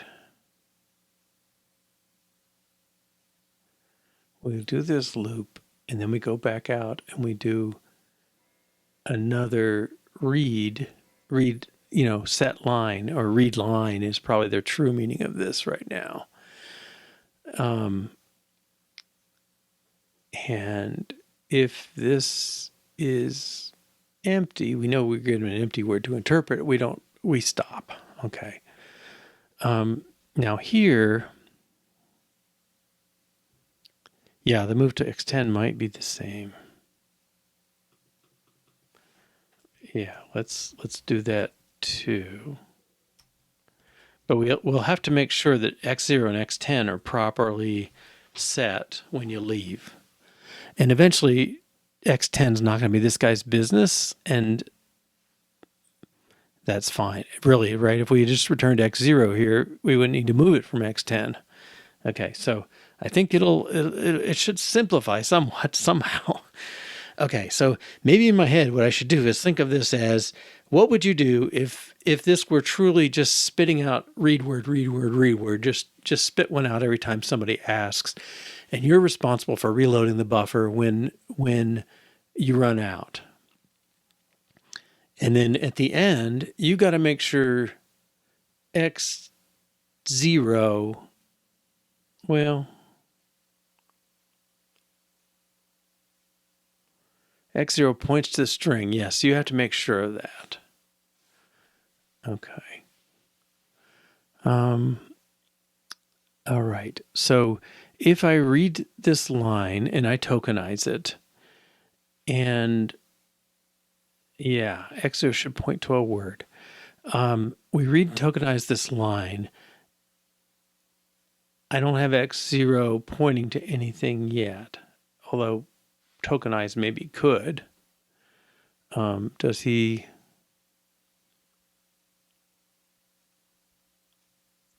Yeah, he does not return the first thing. He's given the pointer to a string. Okay, he's a little general. Okay. All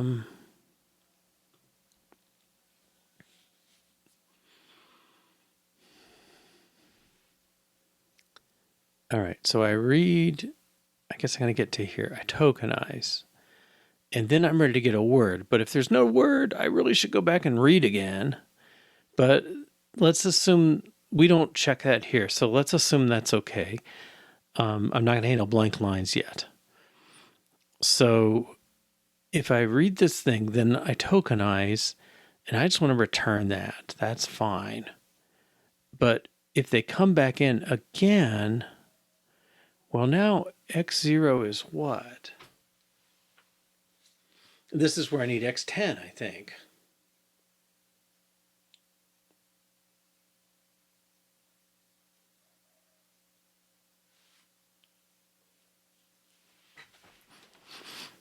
Okay, let's try this. I'm saying X10 should be pointing to the input buffer when you start. And then input buffer is guaranteed to be a 0. Okay, so I think we've set that up. Okay, so if X10 is 0, is input buffer. The character at X10 is X0. Okay, I think this is true. And then this is not needed. Okay, so we'll come in and we'll say, hey, X10, are you pointing to an empty string? If you are, we need to do a read. And we'll tokenize, and then we'll point X0 to the input buffer and X10 to the input buffer.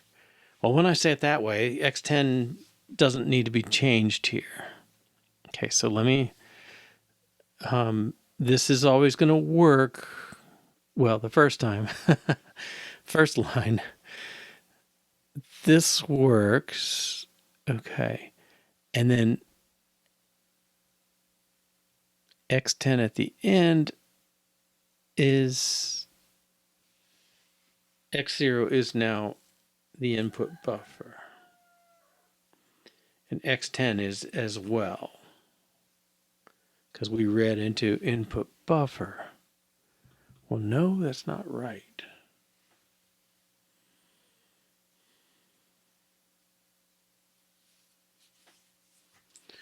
I think let me see if I've hosed it. Okay. And I better run the REPL too. Yep. Okay, let's revert that. Well, maybe I could do some more thinking while it's trashed. Okay, so if X10 comes in and points to a 0 byte, we'll load that. If it's 0, we're going to skip reading. If it is 0, we're going to read. Okay. If it's not 0, that means we've already read. And we're going to come down here. And if you've already read, then I guess you need to move to the next word.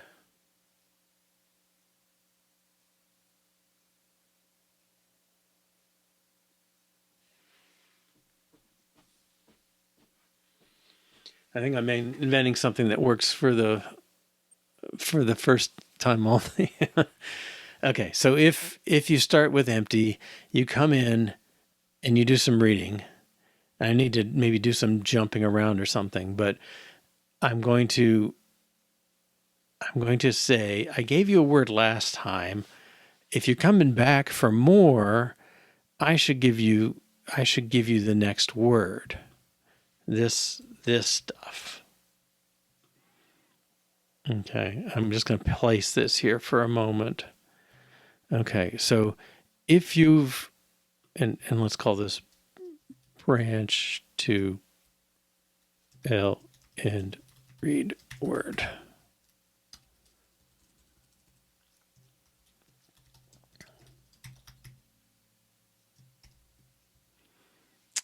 Okay, if you come in and you're not pointing to a 0, well, if you are pointing to an empty word,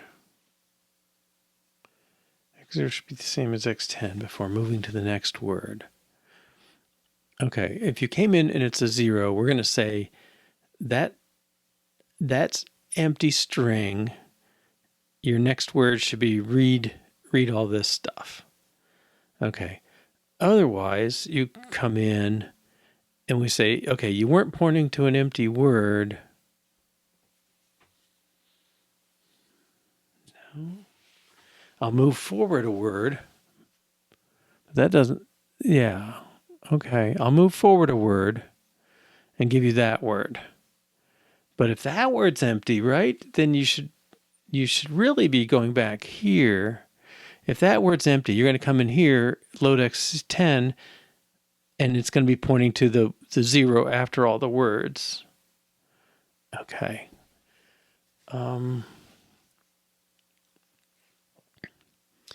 So, okay, at the end, X10 should be X0. Is this true? Okay, I guess 3 scenarios. The first one, you come in, the buffer's empty, first byte's empty. This is the very first time you get here. X10 is pointing to that address. It says that's a 0 I need to read. It reads the buffer, loads that address, tokenizes it, and then says, okay, the result of tokenize is X0. Well, doesn't matter. We're gonna point you to the input buffer. X0, X10 both point to it. If you come in again, okay, and we're giving you a word. If you come in again, we say, oh, we should really skip to the next word. Yeah, we might want to move at the top. Okay, but I want to make sure if we're getting the right concept here. I mean, if you come in, we got to know whether to give you the next word or get a whole new set of words. Actually, I think it's kind of okay here for now anyway. If you come in and X10's pointing to a word, because that's what you do, you don't get a look at X10.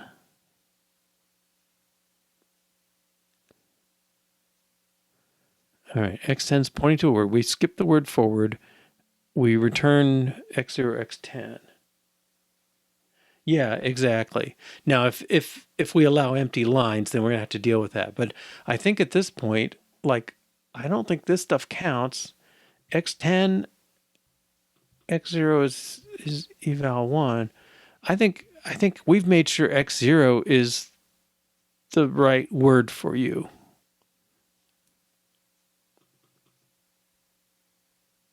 And actually, I would almost argue this should be the other way around. X10 is this. X0 equals X10. Okay, so we keep track of it. You add the next word, jump to the next word, give you the pointer to that. If we gave you what happens at the end of the words, right? We skip forward and now it's an empty word, but we gave it to you, right? So that's a problem.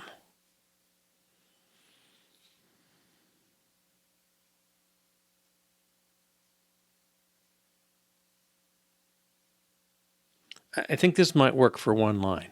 But I'm going to change the REPL to call rep eval 1. Wherever it is.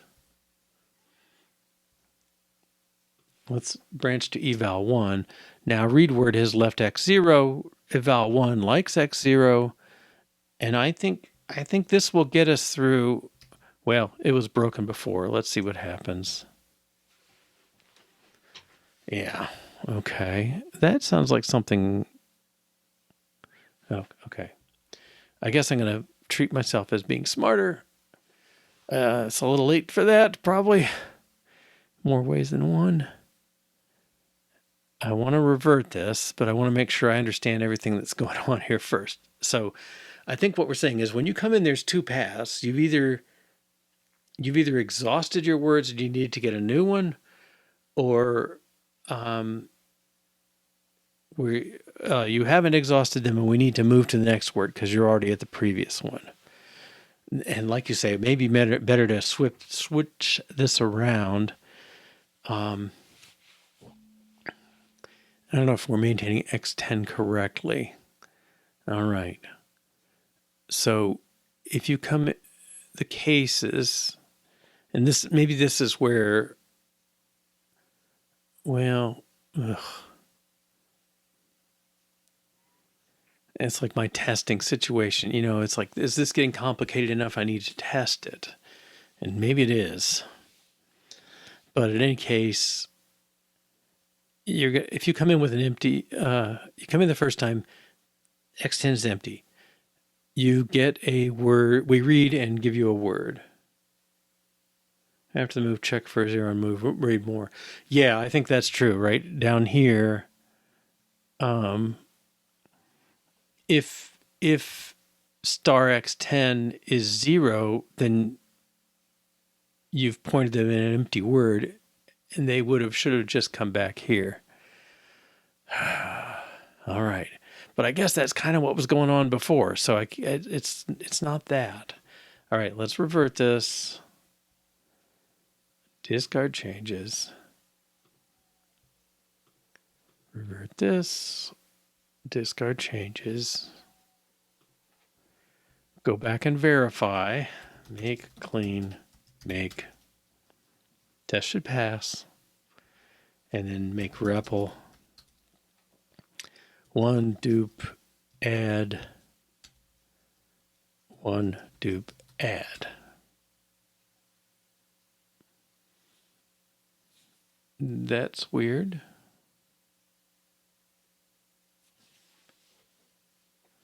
Is that right?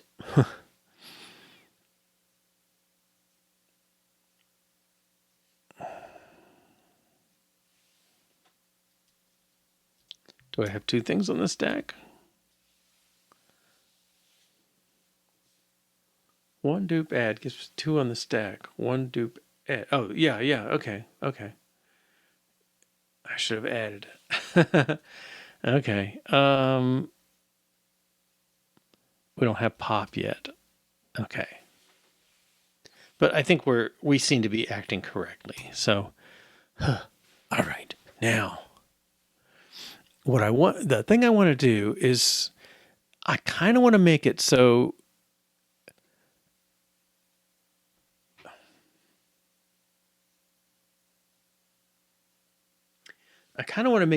this thing skips words if it needs to. And the skipping we do in eval is kind of pointless because it never gets this case. It'll get the next word.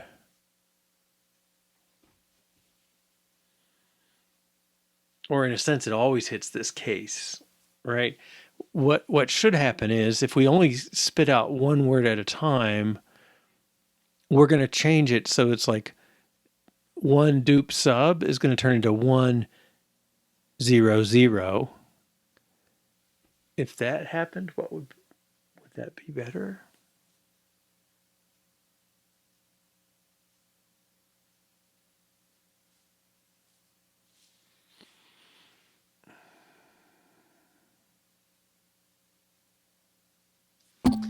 All right, yeah. So what if we took this out? No. What if we just call eval1 in our REPL loop?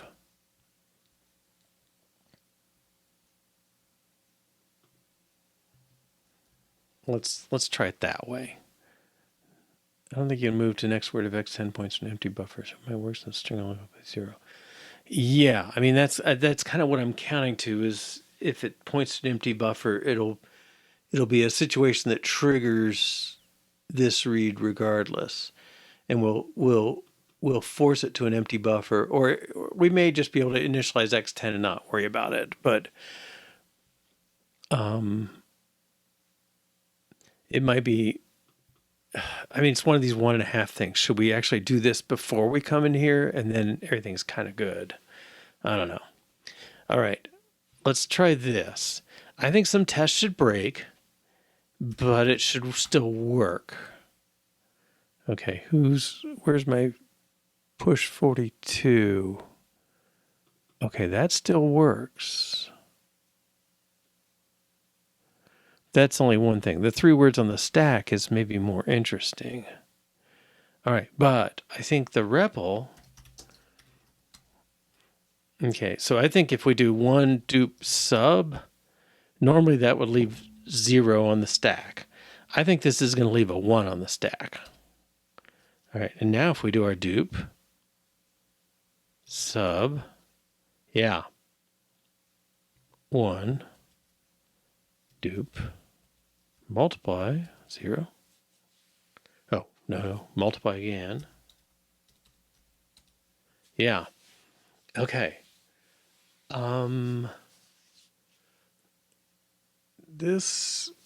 Why is this working?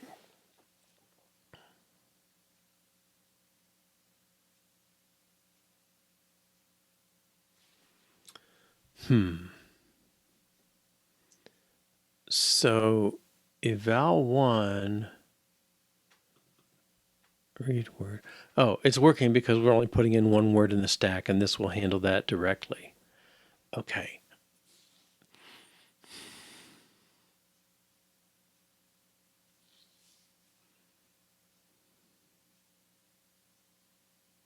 We still call tokenize. We move the skip to next before the 0 check. Yeah. Okay. So in a sense, well, what I've done is I've changed the rules on our eval and said you can't put more than one thing on a line. Can I live with that for now? Okay.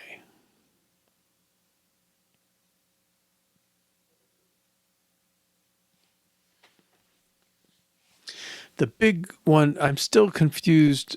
Let's look at this test and make sure it really is still testing something. Eval of 84. Yeah, eval of push 84. Okay, so we have this new word push 42. It's there for testing purposes, wherever it got to down here. No. Here. Pushes a 42 on the stack. Okay, input 3 words. Oh, I'm still calling eval. Yeah.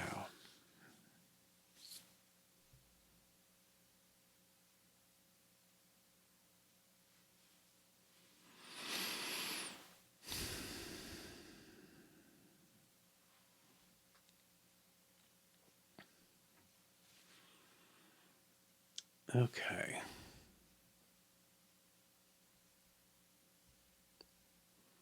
Eval of empty string just stops. So that almost is not our test. Okay, so we're keeping eval, but we're not using it, interestingly. I mean, other than tests. Okay, I don't want to go too far. We only have a couple minutes. But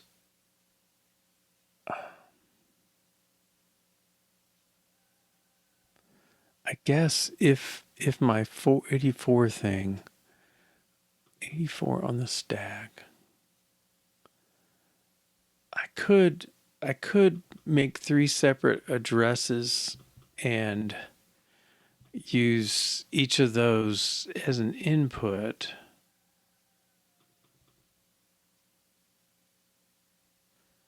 Right.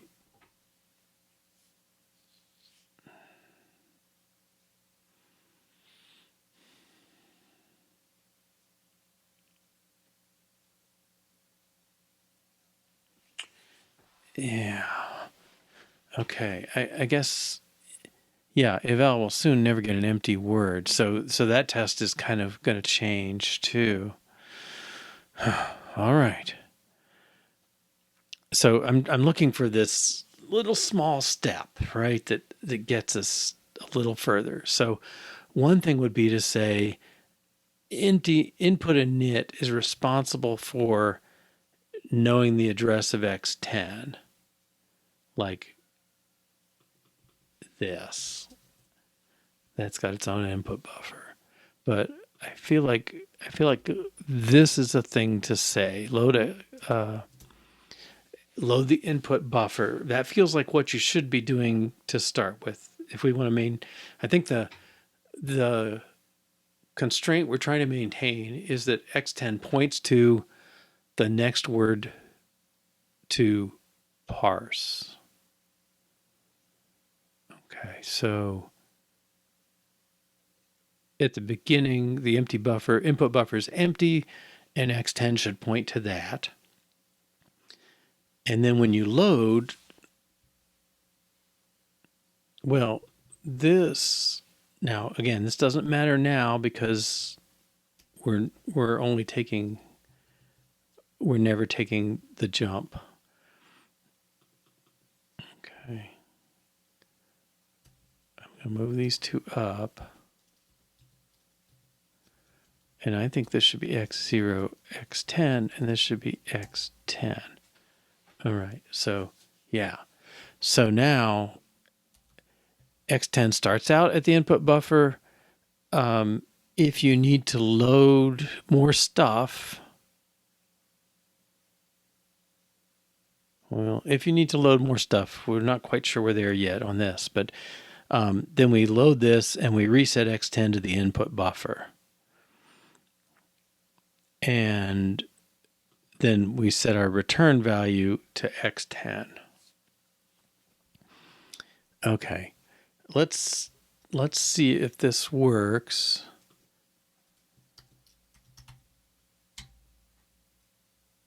All right, I don't see anything funny. We're getting quite a few tests there. I got to be a little more careful to look at the full results, make sure there's no little crashes or anything. All right, that's good. And then let's run our REPL. 1 dupe add 1 dupe add. Okay, that seems okay. All right, I'm gonna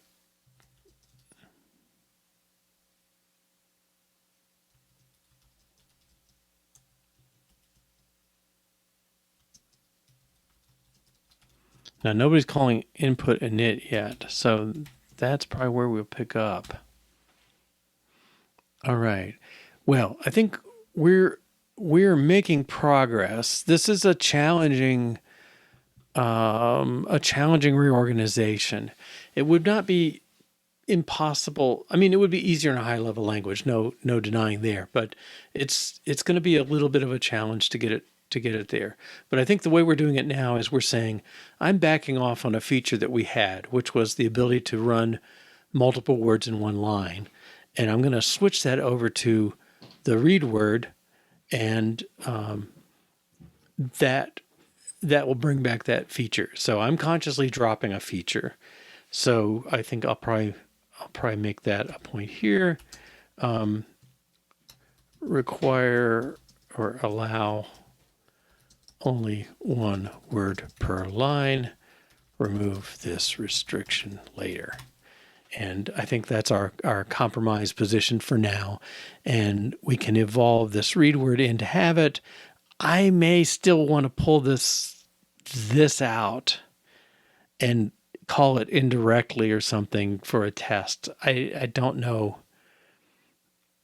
We'll have to see on that, because now we're getting logic, and like linear stuff that just calls something external, I'm okay to depend on that. But logic that requires you to loop multiple times and pull out this and move this around, it's getting a little too hard.